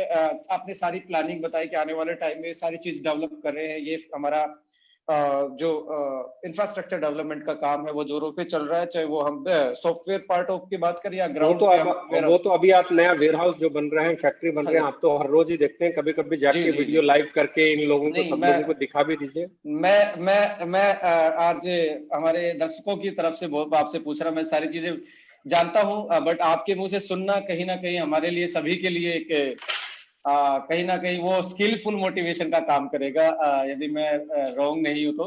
अगला सवाल ये है कि इस डेवलपमेंट के फेज में अचीवमेंट पे बात की जाए ओके लाइफ केयर के, चाहे वो पे आउट्स की बात की जाए, प्रोडक्ट्स पे तो लोग फिजिकली देख ही पा रहे हैं। अभी तक जो पे आउट आ रहे हैं लोगों के, लाइक प्रदीप जी का, अखिलेश जी का, सोनम जी का, मनोज परिहार जी का, वे टू सक्सेस, बाजवा जी, विक्रांत जी, या और बहुत सारे लीडर्स हैं हमारे जिनका पे आउट बहुत अच्छा एक अपना अब ड्रीम इनकम के आसपास पहुंच रहे मनीष हैं। जी की, अब आप मनीष जी की बात कर लीजिए। अब मनीष जी जी भी जी। शामिल हो गए हैं 3 महीने से राइट उसमें। राइट राइट, अब मनीष आप जी को मैं अब आप डीएमए की बात कीजिए, ध्रुव जी की बात कीजिए, वो भी जी उसमें जी जी शामिल जी हैं। अब आप बहुत सारे नाम हैं। अब आप संजीव सोनी जी की बात कीजिए, वो भी उसमें शामिल हो गए हैं। अब आप अगर मैं नई नए लोगों की बात करूं तो नए लोग बहुत पिछले 4-5 महीने में आए हुए लोगों ने बहुत अच्छा पे आउट बनाया है। आप सागर सिन्हा जी की बात करें, आप अजय शर्मा जी की बात करें, आप आदित्य कोल जी की बात करें, आप यहाँ पे एन नंबर ऑफ लीडर्स हैं जो बहुत तेजी से, ऐसा नहीं कि सिर्फ पुराने कमा रहे हैं। जो 4 महीने 3 महीने पहले आए हैं वो भी हर महीने उनका पे आउट बढ़ रहा है। जो 6-7 महीने पहले आए हैं उनका भी हर महीने पे आउट बढ़ रहा है। जो साल पहले आए हैं उनका भी, जो बीस जी महीने जी। पहले आए हैं उनका भी, मतलब कंटिन्यू, चाहे कोई 3 महीने पहले आया या 30 महीने पहले आया, उनके पे आउट बढ़ रहे हैं। और यही राइट हमारी राइट। जी। बड़ी अचीवमेंट मुझे लगती है। मैं देख रहा हूँ कि बहुत सारे डायरेक्ट सेलिंग की कंपनियों ने वुमेन एम्पावरमेंट का बहुत बड़ा एजेंडा चलाए हैं, बहुत सारे अच्छे अच्छे प्लेटफॉर्म्स ने। बट जहां तक अचीवमेंट की बात करें फीमेल्स वुमेन एम्पावरमेंट में, तो मुझे कहीं ना कहीं वो भी एक वैक्यूम दिखता है। जहां हमारी कंपनी में ओके लाइफ केयर में बात करें तो सोनम जी एक वो यूथ आइकन का, वुमेन एम्पावरमेंट का मुझे चेहरा आने वाले इस इंडस्ट्री का दिखाई दे रहे हैं। साथ में दीपा जी हैं, प्रीति जी हैं। हमने मतलब एक यूनिवर्सल थ्योरी जो कंज्यूमर एम्पावरमेंट की थ्योरी के साथ चल के सारी चीजें हमें पता ही नहीं लगा कि कैसे ये डेवलप हो पाई। मैं चाहूंगा कि आने वाले टाइम में जो हमारी ग्रोथ है, जब पे आउट पॉइंट ऑफ व्यू से हम देखें, तो आप कहाँ आते हैं कि इस इंडस्ट्री में हमारे लीडर्स का जो पे आउट रहेगा आने वाले 1 साल के बाद, तो हम क्या एक्सपेक्टेशन करें, आपकी क्या देखिए, प्लानिंग है? क्योंकि मैं एक बार कंप्लीट कर लेता हूँ इसी चीज को, आपकी आगे बढ़ाता हूँ। क्योंकि मैं देख रहा हूँ इंडस्ट्री में बहुत सारी कंपनियों का एजेंडा कंपनी के टर्नओवर फोकस्ड है, और आपको जब सुनते हैं तो आपका एजेंडा होता है लीडर्स के पे आउट को फोकस करना, कि यदि लीडर का पे आउट आगे बढ़ता है तो बट ऑब्वियस है, बाई प्रोडक्ट है कि कंपनी का टर्नओवर भी बढ़ेगा। तो ये जो आपका एजेंडा है, जो आपका विजन है, इसको 1 साल के बाद हम कहाँ देखें, यानी कि हमारे लीडर्स कहाँ देखें, या आने वाले अपकमिंग जो ओके लाइफ केयर में नजरें गड़ाए बैठे हैं, तो क्या आप क्या देखो, बताना मेरा चाहेंगे? मेरा मानना है कि आप नीचे से लेके ऊपर तक सबके अचीवमेंट्स पे ध्यान दें। कोई किसी भी सेगमेंट पे पिछड़े नहीं। बैलेंस बहुत जरूरी है।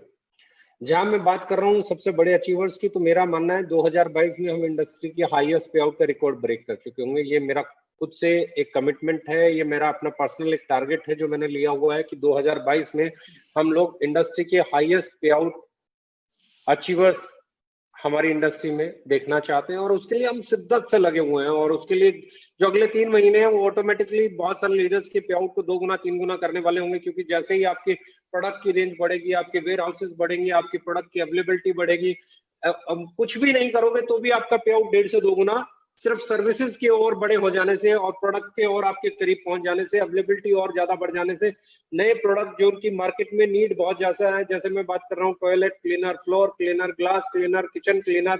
अब आप डायबिटीज मैनेजमेंट के लिए कॉफी लाने की बात कर रहे हैं, हम लोग हार्ट के लिए कॉफी लाने की बात कर रहे हैं, हमारी कॉफी की रेंज की बात कर रहे हैं हम लोग। फिर दिसंबर जनवरी के आसपास बेवरेजेस एंड 4th एनिवर्सरी पे बेवरेजेस लाने की बात कर रहे हैं।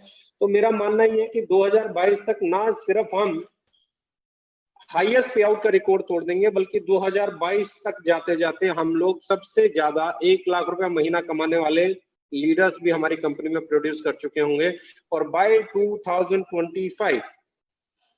2025 तक हम इंडिया का सबसे बड़ा टर्नओवर करने वाली कंपनी ऑटोमेटिकली बन जाएंगे। क्यों?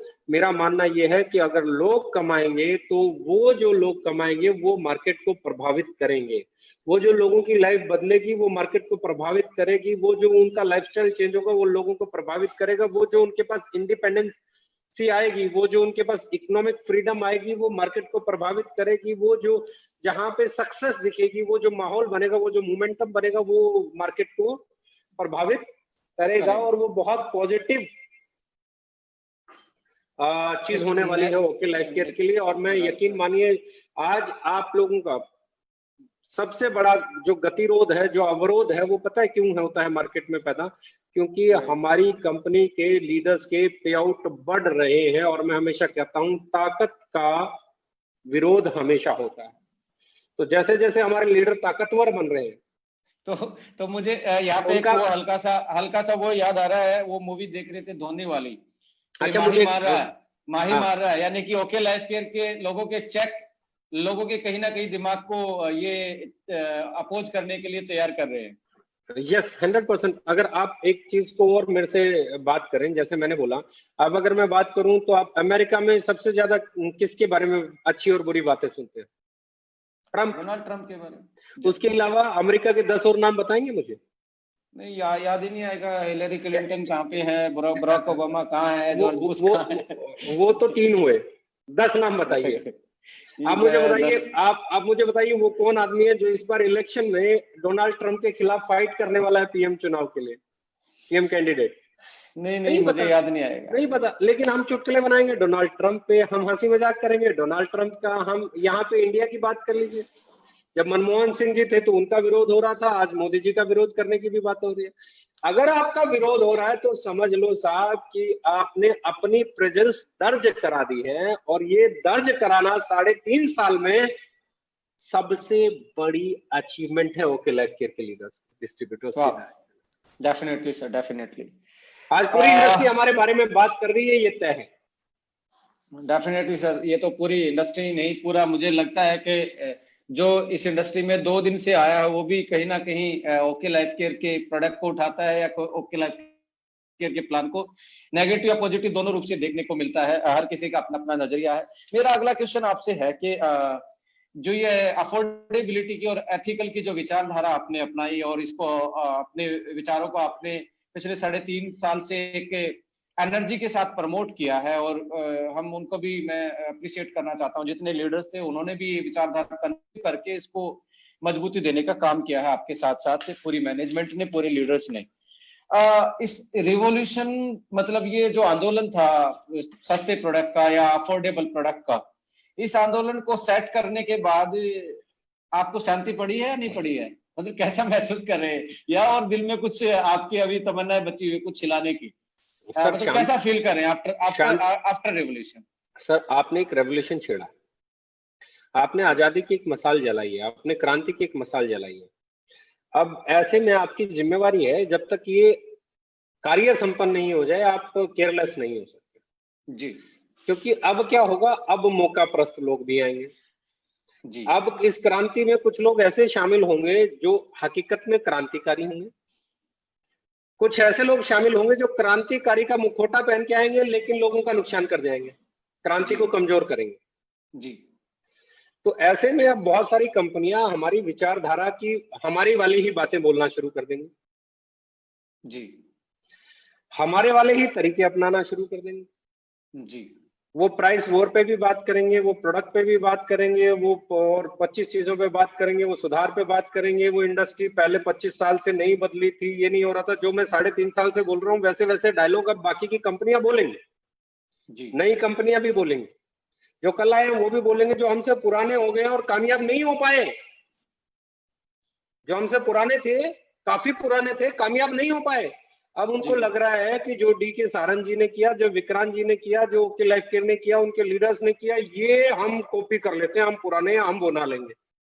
तो अब क्या है, अब आपकी जिम्मेदारी ज्यादा है, जो एजेंडा आपने उठाया उसको आपको ही मुकम्मल करना है। कहीं ऐसा ना हो जाए मौका प्रस्त लोग आपकी पूरी एनर्जी को डाइवर्ट कर दे, खराब कर दे, कहीं ऐसा ना हो जी जाए जी कि इंडस्ट्री बदलने से पहले फिर बिखर जाए, कहीं ऐसा ना हो जाए कि ऐसे मौकाप्रस्त लोग जो बार बार कुछ भी बदलते रहते हैं, कभी इन्वेस्टमेंट प्लान ले आए, कभी कोई स्कीम ले आए, कभी कोई ऑफर ले आए, कभी ये प्लान बदल दिया, कभी दाल चावल, कभी ये कभी वो, कुछ न कुछ कर देने वाले लोग अब आपको फॉलो करके कहीं वो ये बताना ना शुरू कर दें जी हम इंडस्ट्री बदलेंगे। अरे भैया, तुमने इंडस्ट्री बदलनी होती तो बदल दी होती। जी जी जी जी जिसकी इंटेंशन है, जिसकी सोच है, जिसने इसे अपनाया है, वही बदलेगा। बाकी लोग तो मौका प्रस्ती का फायदा, मौके का फायदा उठाने की कोशिश करेंगे। हाँ, कुछ अच्छे लोग भी हैं जो इस क्रांति में शामिल होना चाहेंगे, कुछ आपके साथ, आपकी विचारधाराओं के साथ, आप ही की कंपनी में, कुछ कहीं और बड़ी ईमानदारी के साथ इसे अपनाएंगे। तो यहाँ पे ये देखना बहुत जरूरी है कि जो विचारधारा आप लेके चल रहे हो, वो जो विचारधारा लेके चल रहे हैं वो उनकी अपनी विचारधारा है या किराए की है। और किराए की विचारधारा तो साहब कभी भी खाली हो सकती है। भाई, डेफिनेटली, भाई क्योंकि मकान क्योंकि मकान मकान आपका है या किराए का है, पहले तो ये बताएं। डेफिनेटली मकान डेफिनेटली। आपका है, आप 4 मंजिल और ऊपर बना सकते हैं, आप 2 मंजिल तोड़ सकते हैं, आप दोबारा बना सकते हैं, मकान आपका है। लेकिन अगर जी जी, किराए का है साहब, तो आपको उसी में ही सीमित रहना पड़ेगा। पेंट कराते हुए भी पूछना पड़ेगा। अब जी उन्हें जी ये जी पता जी ही नहीं है कि हम अगली क्या प्लानिंग कर रहे हैं। हम अगली प्लानिंग करेंगे, फिर वो उसको कॉपी करेंगे, फिर हम अगली प्लानिंग करेंगे, उसको कॉपी करेंगे। जब उन्होंने हमसे 4 कदम पीछे ही रहना है, जी जी जी तो फिर लोगों को उस कंपनी के साथ आना चाहिए जिनकी विचारधारा कम से कम उनसे 4 कदम आगे रहेंगे। जी जी जी जी। तो तो डेफिनेटली ये सक्सेस का आप, मंत्र ये है। आपका कहने का मतलब है इस रिवॉल्यूशन को जो आपने मुकाम तक, कुछ मुकाम तक पहुंचाया है, इसमें अब हमारी जिम्मेदारी भी ज्यादा बढ़ गई क्या? ऐसे कोई 100 देखिए सर, 100% आपने एक घर बना लिया तो उसमें दरवाजा भी होना चाहिए, उसमें ताला भी होना चाहिए, उसमें कुंडी भी होनी चाहिए, उसमें सिक्योरिटी इक्विपमेंट भी होने चाहिए, और आजकल तो सीसीटीवी भी बहुत जरूरी है।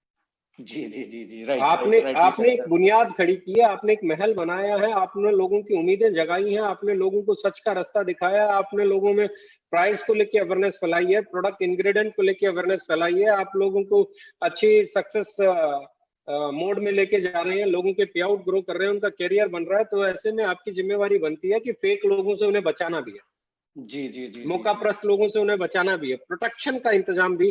घर में आप अच्छा बाथरूम बनाएंगे, अच्छा ड्राइंग रूम बनाएंगे, अच्छा वार्डरोब बनाएंगे, सब कुछ अच्छा बनाएंगे, लेकिन एक ताला हरिसन का जरूर खरीदेंगे।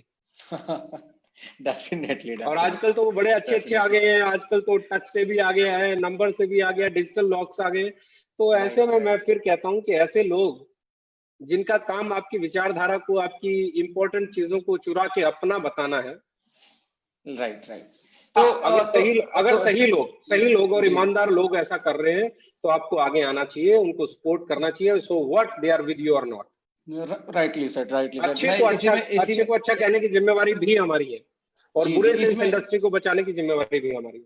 हाँ, तो इसी में यहाँ मैं पे कहता हूँ जो हमें हमें आप जो ओके लाइफ केयर की जो विचारधारा है, जो ओके लाइफ केयर का एक एजेंडा है बिजनेस करने का, या इस मार्केट में जो हमने अभी तक के कंज्यूमर की थ्योरी को और डिस्ट्रीब्यूटर की थ्योरी को मिलाप करने का जो हमने एक एजेंडा उठाया था, जो कि affordability, ethical distribution, intellectual distribution system की हम बात करते हैं, सर मैं क्या बोल रहा उस हूँ, यहाँ पे उसमें मैं एक मिनट विक्रांत जी, यहाँ पे मैं एक पैरामीटर देना चाहता हूँ कि कैसे चेक कर सकते जी हैं कि कौन इस विचारधारा का आदमी है और कौन नहीं है। जी जो कंपनी और जो आदमी इस विचारधारा का है उसका साथ दो, जो आदमी और कंपनी इस विचारधारा की नहीं है उसका साथ मत दो। जी अब इस विचार, क्योंकि आप सब लोग क्रांतिकारी का झंडा लेके उठेंगे, अब क्या पता कौन गद्दार है और कौन ईमानदार है। जी जी जी तो इसको पहचानने का एक बहुत छोटा सा सिंपल सा तरीका है। जिस कंपनी में पावर लेग बढ़ती है, जी अनएथिकल प्रैक्टिसेस होती हो, किसी के ऊपर किसी को बैठा दिया जाता हो, बल्क जी सेल होती हो, जी रेंट बेस्ड सेल होती हो, जी लोगों के घर गोडाउन बनते हैं, जी लीडर्स शाम को शराब की पार्टियां चलाते हैं, जी मैनेजमेंट खुद पार्टियों में दारू पिलाती हो, जी तो ऐसी ऐसी कंपनियां कभी भी इस क्रांति का हिस्सा नहीं हो सकती। इनमें से अगर कोई कंपनी दो काम भी कर रही है तो वो इस ईमानदारी का हिस्सा नहीं हो सकती। जी जी तो ये ध्यान रखना है कि उस कंपनी में शराब वाला कल्चर, नॉनवेज वाला कल्चर, पार्टी वाला कल्चर, बल्क बाइंग वाला कल्चर, पावर लेग वाला कल्चर, एक दूसरे को ऊपर बैठा देने वाला कल्चर, इनका ट्री घुमा देने वाला कल्चर, इधर को उधर कर देने वाला कल्चर, रोज प्लान बदल देने वाला कल्चर, कुछ भी नया अडॉप्ट कर लेने वाला कल्चर, आज भी लोगों की कंपनियों के माल ट्रेन में बस में तो नहीं जा रहे हैं, कि ट्रेन में जाने वाला कल्चर, बस में जाने वाला कल्चर, कि उन्होंने अपना लॉजिस्टिक कॉरियर ही नहीं सेट किया आज तक। तो ऐसे में मेरा मानना ये है कि अगर ये वाले कल्चर किसी कंपनी के पास है, यस यस, इनमें से कोई भी डेफिनेटली है, मींस तो मींस वो साइन आउट कर अडॉप्ट। लो, वो इस क्रांति का हिस्सा नहीं हो सकती वो कंपनी। राइट राइट, इस यानी क्रांति के लिए आपको एथिकल होना पड़ेगा, आपको जो सिस्टम से ग्रो करना पड़ेगा, आपको लोगों को एजुकेट करना पड़ेगा, संस्कार देने पड़ेंगे, यस मौका यस पर। यस, तो ये चीजें जहां पे है, ईमानदारी यानी जहां कि पे यानी इनकी। यानी कि अडॉप्टेड जो विचारधारा आने वाली है, जैसे कि हमने अफोर्डेबिलिटी की विचारधारा को प्रमोट किया, जो आने वाले टाइम में अडॉप्ट की जाएगी। कोई भी कंपनी, जैसे आप कुछ नए लोग भी हमारी इंडस्ट्री में, अच्छे लोग भी हैं, बहुत सारे लोग अच्छे हैं जो इसी विचारधारा को प्रमोट करना चाहते हैं।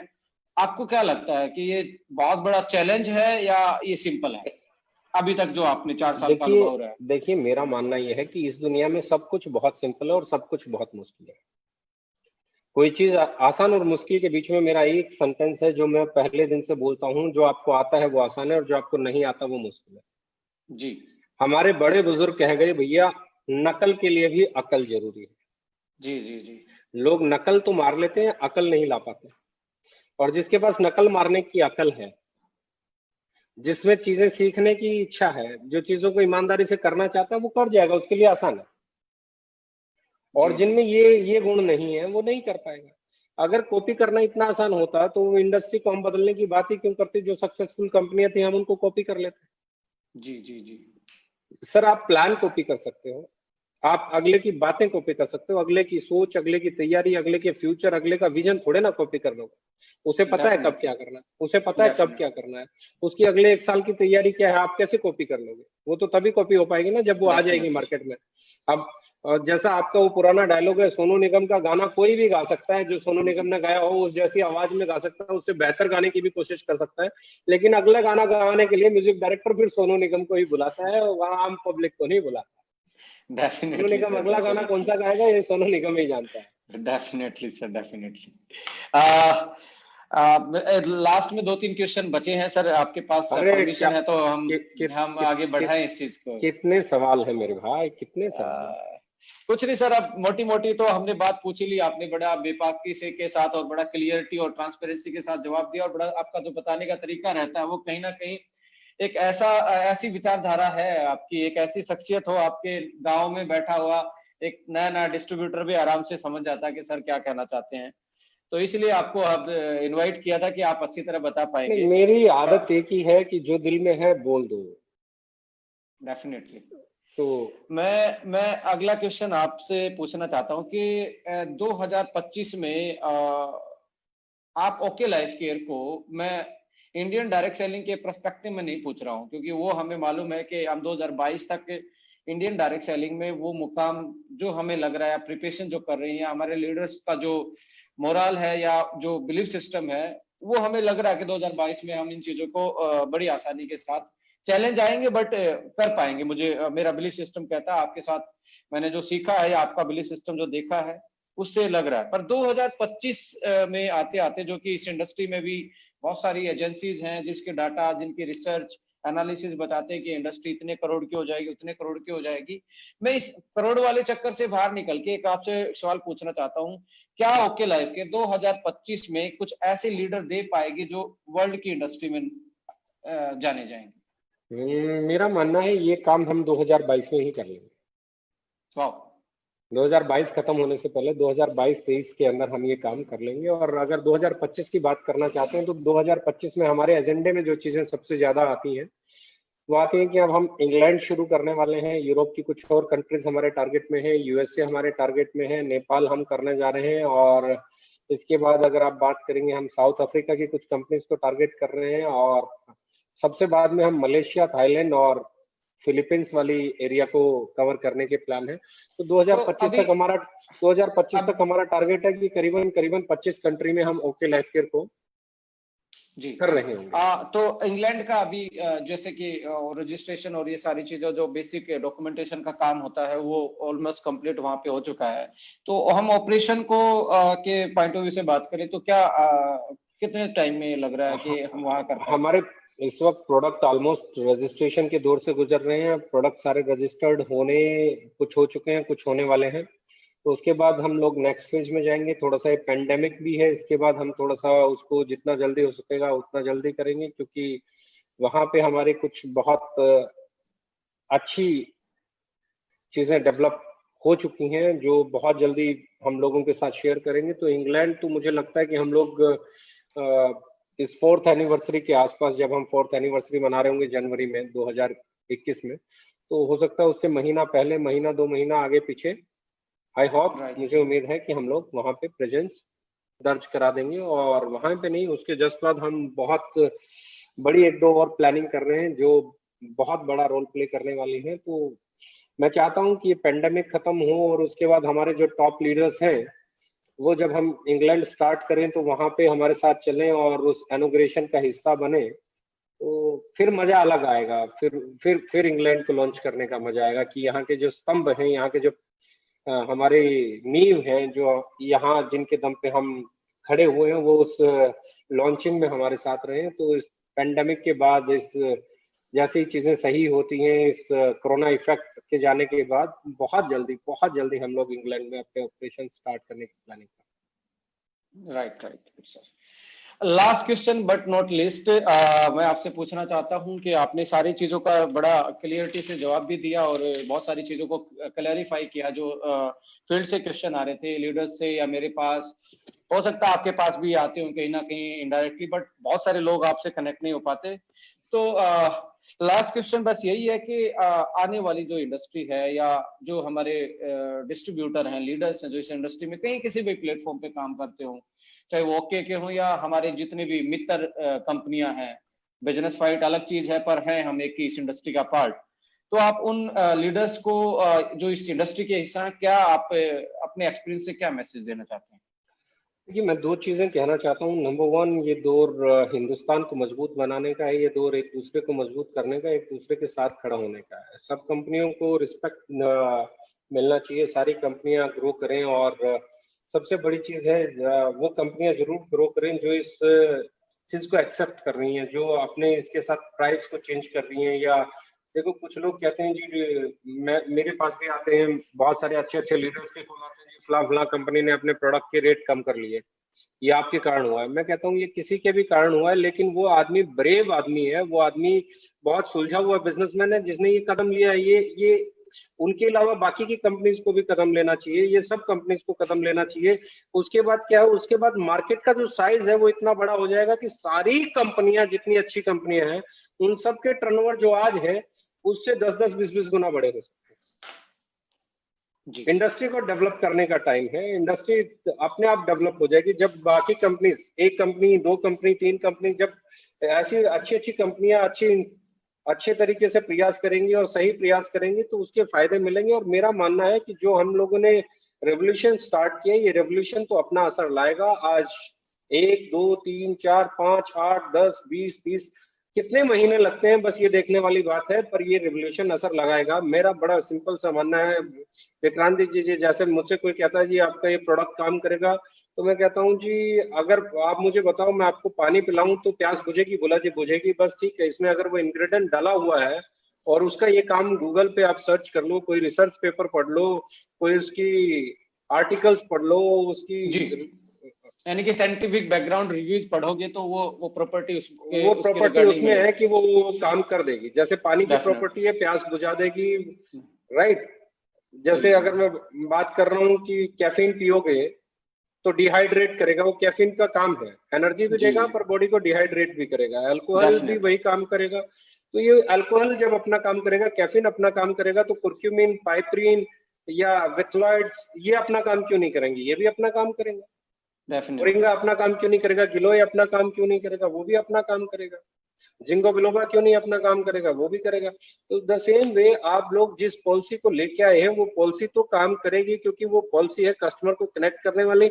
अगर लोग नहीं बदलेंगे तो ग्राहक बदल जाएंगे, और ग्राहक बदलेंगे तो लोगों को बदलना मजबूरी हो जाएगा। डेफिनेटली। तो ये तो आपने एक ऐसा काम कर दिया है कि ग्राहक स्विच होगा, डायरेक्ट सेलर स्विच होगा, तो कंपनियों को बदलाव लेके आना पड़ेगा। और जब कंपनियां बदलाव लेके आएंगी तो इस इंडस्ट्री को सही मायने में अपनी जगह भी मिलेगी, इसका जो एक्सपेंशन होना चाहिए, जितनी जी एक्सपेंड करनी चाहिए, जितना ये बड़ी इंडस्ट्री हो सकती है, जितनी इसकी रिस्पेक्ट होनी चाहिए, जितना इसको ग्रोथ मिलना चाहिए, वो ग्रोथ भी तभी मिलना चालू हो जाएगा। अब ये बहुत लंबे समय की बात नहीं रही, मुझे लगता है 2022 आते आते हम लोग बहुत बड़े रेवोल्यूशन का हिस्सा होंगे। और विक्रांत जी, आपको और मुझे परमात्मा ने ये मौका दिया है कि लोग याद रखेंगे कि इंडियन डायरेक्ट सेलिंग हिस्ट्री को चेंज करने वाले शायद ये चंद लोग थे, जिनमें ओके लाइफ केयर की लीडर्स, ओके लाइफ केयर की मैनेजमेंट, उनका स्टाफ, उनकी R&D टीम, उनकी डिजाइनिंग टीम, और इस वक्त उसमें जितने भी लीडर्स अपना आहुति डाल रहे हैं, वो सब लोग क्योंकि याद किया जाएगा। डेफिनेटली अचीवमेंट तो उनके पास होंगे, अचीवमेंट्स तो बाई प्रोडक्ट हैं, क्योंकि मार्केट अगर आपके साथ आएगी, सेल आपके साथ आएगी, कस्टमर आपके साथ आएगा, डायरेक्ट सेलर आपके साथ आएगा, तो अचीवमेंट्स तो आएंगे। अचीवमेंट्स तो बाई प्रोडक्ट है, पर अचीवमेंट से बड़ी जिस चीज के लिए हमें याद किया जाएगा वो ये होगा कि हमने इंडियन डायरेक्ट सेलिंग को वो रास्ता दिया जिस रास्ते की इंडिया को सबसे ज्यादा जरूरत है, क्योंकि हिंदुस्तान में एम्प्लॉयमेंट की जरूरत है, बेरोजगारी बहुत बड़ा चैलेंज है, और अगर बेरोजगारी से पीछा कोई इंडस्ट्री छुड़ाने में बहुत बड़ा रोल प्ले कर सकती है तो वो इंडियन डायरेक्ट सेलिंग इंडस्ट्री है। अगर जी डायरेक्ट जी सेलिंग इंडस्ट्री की मैं बात कर रहा हूँ तो यहाँ पे ऑब्स्टेकल यही है, यहाँ पे हार्डल्स यही है, यहाँ पे चैलेंजेस यही है कि लोग डाइजेस्ट नहीं कर पा रहे हैं हमारे प्रोडक्ट के प्राइस को, लोग डाइजेस्ट नहीं कर पा रहे हैं हमारे डिस्ट्रीब्यूशन के सिस्टम को, लोग डाइजेस्ट नहीं कर पा रहे हैं जिस तरीके से हम लोगों ने इस इंडस्ट्री को बना दिया है। एक आदमी 50,000 रुपए कमाना चाहता है, हम उसे 50 लाख की गाड़ी दिखाना चाहते हैं। तो इसे जी ग्राउंड रियलिटी पे, ग्राउंड जीरो पे लाना पड़ेगा। और जब आप ग्राउंड, जैसे रिपोर्टिंग होती है ना, ग्राउंड जीरो रिपोर्टिंग, जी जी जी आप न्यूज में देखेंगे, मीडिया में देखेंगे, तो जब मौके पे पहुंच के रिपोर्टर बोलता है हम ग्राउंड जीरो से बात कर रहे हैं, तो डेफिनेटली ग्राउंड जीरो पे डायरेक्ट सेलिंग स्टार्ट करनी पड़ेगी। नीचे वाला आदमी जो 15,000, 20,000, 25,000, 30,000, 40,000, 50,000 कमाना चाहता है और सिर्फ अपने घर का सामान खरीद सकता है या वैसा ही सामान बेच सकता है, उसको खरीदने और बेचने की पोजीशन में वो रहे, इस रेट पे, इस क्वालिटी का, इस अच्छी पैकिंग के साथ आपको प्रोडक्ट लाना पड़ेगा ताकि उसके प्रोडक्ट की एक्सेप्टेंस हो। और आपको प्लान ऐसा बनाना पड़ेगा कि 20, 30, 40,000 रुपए, 50,000 रुपए, लाख रुपए आदमी अगर मेहनत करे, अगर शिद्दत से काम करे, दिन रात एक करे, तो वो अपने घर चलाने की आमदनी कमा पाए। उसके बाद आते हैं आपके सपने, क्योंकि सबसे पहले मैं कहता हूं सर कि आपका सपना है, राइट आपका सपना है आप वर्ल्ड रिकॉर्ड बनाओ, लेकिन आपकी जरूरत है आप जिंदा रहो। डेफिनेटली तो पहले आप क्या करोगे? जिंदा रहना जिंदा रहना। यस द सेम वे मैं दूसरी तरफ कहता हूं जी, आपके पास बड़ा सा घर होगा, बड़ी सी गाड़ी होगी, करोड़ों रुपए होंगे, और दूसरी तरफ जी आपको अपनी माँ के लिए दवाई चाहिए, अपने बापू के लिए कपड़े चाहिए, अपने बच्चों की फीस चाहिए, अपने स्कूल, उनके स्कूल की छोटी छोटी जो बुक्स, पेन, स्टेशनरी लाने के लिए पैसा चाहिए, अपनी वाइफ के लिए घर पे वो किचन को और घर को आराम से चला सके, वो उतने पैसे की व्यवस्था करनी है आपको, दाल चावल चीनी सब्जी आटा दूध दही, इसका इंतजाम करना है। तो मुझे बताओ, आप पहले वो सपने देखने जाओगे या पहले आप अपनी वो जरूरत पूरा करने के लिए निकले? डेफिनेटली जो बेसिक न नीड्स जाने है न जाने कितने लोग हमारी इंडस्ट्री में, न जाने कितने लोग हमारी इंडस्ट्री में आके सिर्फ इसलिए लौट गए कि वो सपने तो पूरे होते देख रहे थे लोगों के लिए, लेकिन उनकी जरूरतें पूरी नहीं हो पा रही थी। तो आने वाले समय में हमारा जो पूरा फोकस रहेगा वो रहेगा कि कितना जल्दी आदमी 20, 25, 30,000, 40,000 रुपए महीना कमा पाए, ताकि उसके घर चले। जब घर चलेगा तो सपना देखेगा। साहब, मुझे बहुत सारे लोग कहते हैं जी आप के लीडर इतना कमा रहे हैं, लगता नहीं है, और वो गाड़ियां तो वही चल रही हैं आज भी। सोनम जी इतना कमाने के बाद i10, i20 में चल रही हैं, आज भी मनोज परियार जी वही पुरानी गाड़ी में चल रहे हैं, आज भी अखिलेश जी के पास सिर्फ X1 ही है, आज भी प्रदीप जी के पास X1 ही है। तो इसका मतलब ये कोई खास कमा नहीं रहे होंगे। आज भी बाजवा जी ने नई गाड़ी नहीं लिया, आज भी विक्रांत जी चलो नई गाड़ी ले आए, आज बात कर रहे हैं बहुत सारे लोग। मैं कहता हूँ भैया, मैं उन्हें कहता हूँ पहले अपने जरूरतें पूरी करो। बहुत सारे राइट तो लीडर राइट ऐसे आए हमारे पास जो दूसरी कंपनियों में मेहनत कर करके थक थक के इस पोजीशन में पहुंच गए थे कि उनके पास घर चलाने की तो छोड़ो, उनके सिर पे कर्जा था। उन्होंने, किसी ने जी अपने जीजे से, किसी ने अपने साले से, किसी ने अपनी बहन से, किसी ने अपनी बुआ से, किसी ने अपने चाचे से, किसी ने अपने ताऊ से पैसे ले लेके अपना घर चलाया था। तो पहले जी। वो अपना व्यवहार सही कर रहे होंगे, उन्होंने अपना पैसा लौटाया, फिर मैंने कहा कि अपने घर की जरूरतें पूरा करो, फिर मैंने कहा उन्हें इंश्योरेंस लो, फिर मैंने उन्हें कहा अपने घर पे थोड़ी सी सेविंग जमा करो, अपने लिए छोटी मोटी प्रॉपर्टी लो, अपने लिए घर लो, फ्लैट लो। और जब मैं बता रहा हूँ ये सारी चीजों के दौर से वो गुजर जाएंगे, तो मैं उन्हें लाख रोक लूं, आप उन्हें लाख रोक ले, वो सपने पूरे करेंगे, वो लग्जरी गाड़ी भी लेंगे, वो लग्जरी घर भी लेंगे, वो महंगे से महंगे फोन भी लेंगे। जब आपके पास सरप्लस पैसा होगा तो आप उसे एंजॉय करना चाहेंगे। लेकिन मैं हमेशा कहता डेफिनेटली। हूं कि वो पहले दिन जब आपकी रिक्वायरमेंट्स पूरी नहीं हुई हैं, जब आपकी रिस्पॉन्सिबिलिटीज पूरी नहीं हुई हैं, जब आपकी रिक्वायरमेंट्स पूरी नहीं है, उस दौर में रिक्वायरमेंट्स को इग्नोर करके, रिस्पॉन्सिबिलिटीज को इग्नोर करके, अपनी जिम्मेदारियों से भाग के आप अपने सपनों को पूरा करके और लोगों को ये दिखाएं कि ये देखो मैं गाड़ी ले आया, उसकी मैं खिलाफ हूँ। वो मुझे सही नहीं डेफिनेटली। लगता। मुझे लगता है कि आपका व्यवहार है तो ही व्यापार है, व्यवहार गया तो व्यापार है। Definitely sir. तो व्यवहार रहना बहुत जरूरी जी सर। आई थिंक आपने बड़ा हमें टाइम दिया, और हम आपका थैंक यू बोलना तो चाहेंगे ही, बट शब्द नहीं मिल रहे कि वो है। एक मोटिवेशनल ही टाइप में विक्रांत जी, मैं आपका सिर्फ सर। इतना एक ही चीज कहना चाहूंगा कि जी। अगले 3 महीने जी। इतने अहम हैं हमारे लिए।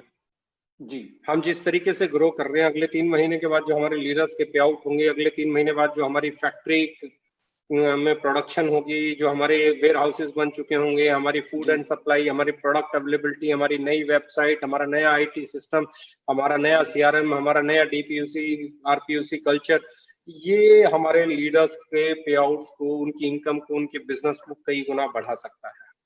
और जी। मुझे लगता है उनके बिजनेस को बढ़ाने के लिए ही आपको और मुझे और हम सबको और सारे लीडर्स को एक ही एजेंडे के साथ काम करना चाहिए। वो ये कि हमारी सेल बढ़े, हमारी रिस्पॉन्सिबिलिटी बढ़े, हमारे चैलेंजेस बढ़े, ताकि उन चैलेंजेस को क्रॉस करके हम और मजबूत अपने आप को प्रूव कर सकें। जी। Thank you so much sir. Thank you thank you, so much. Thank you thank very you, much. Thank you, आपने टाइम दिया। और मैं चाहूंगा जितने भी अपने हमारे पार्टिसिपेंट आपको सुन रहे थे, एक बार हैंड रेज करके सर का दिल से शुक्रिया अदा करें। ये थे हमारे साथ ग्रेट पर्सनालिटी, डायरेक्ट सेलिंग के रिवोल्यूशनरी सीईओ, एक एनर्जेटिक पर्सन, एक पॉजिटिव आदमी, मिस्टर डीके सारन। हम सारे जितने भी डिस्ट्रीब्यूटर हैं, हम आपका शुक्रिया अदा करना चाहते हैं sir. Thank you so much. आपने बड़ी क्लियरिटी से सारी चीजें बताई, विजन बताया, आने वाला टाइम के चैलेंजेस बताए, लोगों की जो आज ओके लाइफ केयर पे जो सवालात थे वो आपने बड़े क्लियर किए, और आपका जो आइडिया था वो आपने क्लियर किया। आई थिंक होपफुली आने वाले टाइम में बेसिक जो आपकी क्वारीज थी वो क्लियर हो जाएंगी, और जो भी आप लोग मेरे तक क्वारीज पहुंचाते हैं डायरेक्ट 1-to-1 माध्यम से या प्रोडक्ट ट्रेडिंग में बीपीटी के टाइम पे, तो ऐसे ही हम सर को आज इसी जूम के माध्यम से यानी डिजिटल मीडिया के प्लेटफॉर्म पे इनवाइट करके ऐसे आप लोगों के जो सवालात रहते हैं या इंडस्ट्री के जो चैलेंजेस आ रहे हैं या विजन जो है कंपनी का या प्लानिंग्स हैं, आने वाले टाइम में ऐसे ही पूछते रहेंगे सर से, और उम्मीद करते हैं सर ऐसे ही हमारा मार्गदर्शन करते रहेंगे। So thank you so much for joining us, thank you so much for watching us. बस मैं लास्ट मैसेज देना चाहता हूँ कि जितने भी लोग हमें फॉलो कर रहे हैं या हमें सुन रहे हैं या इस इंडस्ट्री में एक बेहतरीन भविष्य चाहते हैं या देख रहे हैं, ओके लाइफ केयर वो एक ऐसा प्लेटफॉर्म ऑलरेडी सेट हो चुका है, और आने वाले टाइम में एक बहुत बड़ी प्लानिंग के साथ एक कंपनी आप लोगों को एक बेहतरीन प्लेटफॉर्म प्रोवाइड करती जा रही है और करती रहेगी। तो आप जो लीडर चाहते हैं इस इंडस्ट्री को में एक नया रिवोल्यूशन का हिस्सा बनना, एक नई अचीवमेंट का हिस्सा बनना, अपने खुद के रिकॉर्ड को तोड़ना, तो ओके लाइफ केयर आपका वेलकम करती है। Thank you so much. और मैं चाहता हूं ईमानदारी के साथ इस इंडस्ट्री को, इस बिजनेस को प्रमोट करें। किसी को लोभ लालच या किसी को बल्क बाइंग के धोखे में रख के ऐसा काम ना करें कि जिससे कि हमारी जो आने वाली इंडस्ट्री है, आने वाली जो जनरेशन है या हमारी डाउन लाइन है उस पर ऐसा असर पड़े। तो हमें एक एथिकल तरीके से ईमानदारी के साथ अपने बिजनेस को प्रमोट करना चाहिए, और सभी का आदर सम्मान इस इंडस्ट्री में, कोई किसी भी प्लेटफॉर्म पे क्यों ना हो, सभी का आदर सम्मान। हमारी जो संस्कृति है, सबका जो बात करते हैं कि संसार ही एक देश है, पूरी इंडस्ट्री ही हमारा घर है, सबके अपने अपने विजन है, सबके अपने अपने विजन है। बिजनेस की जो फाइट है वो करिए, पर पर्सनल फाइट में ना जाएं। नमस्कार, जय हिंद, जय Bharat. Thank you so much.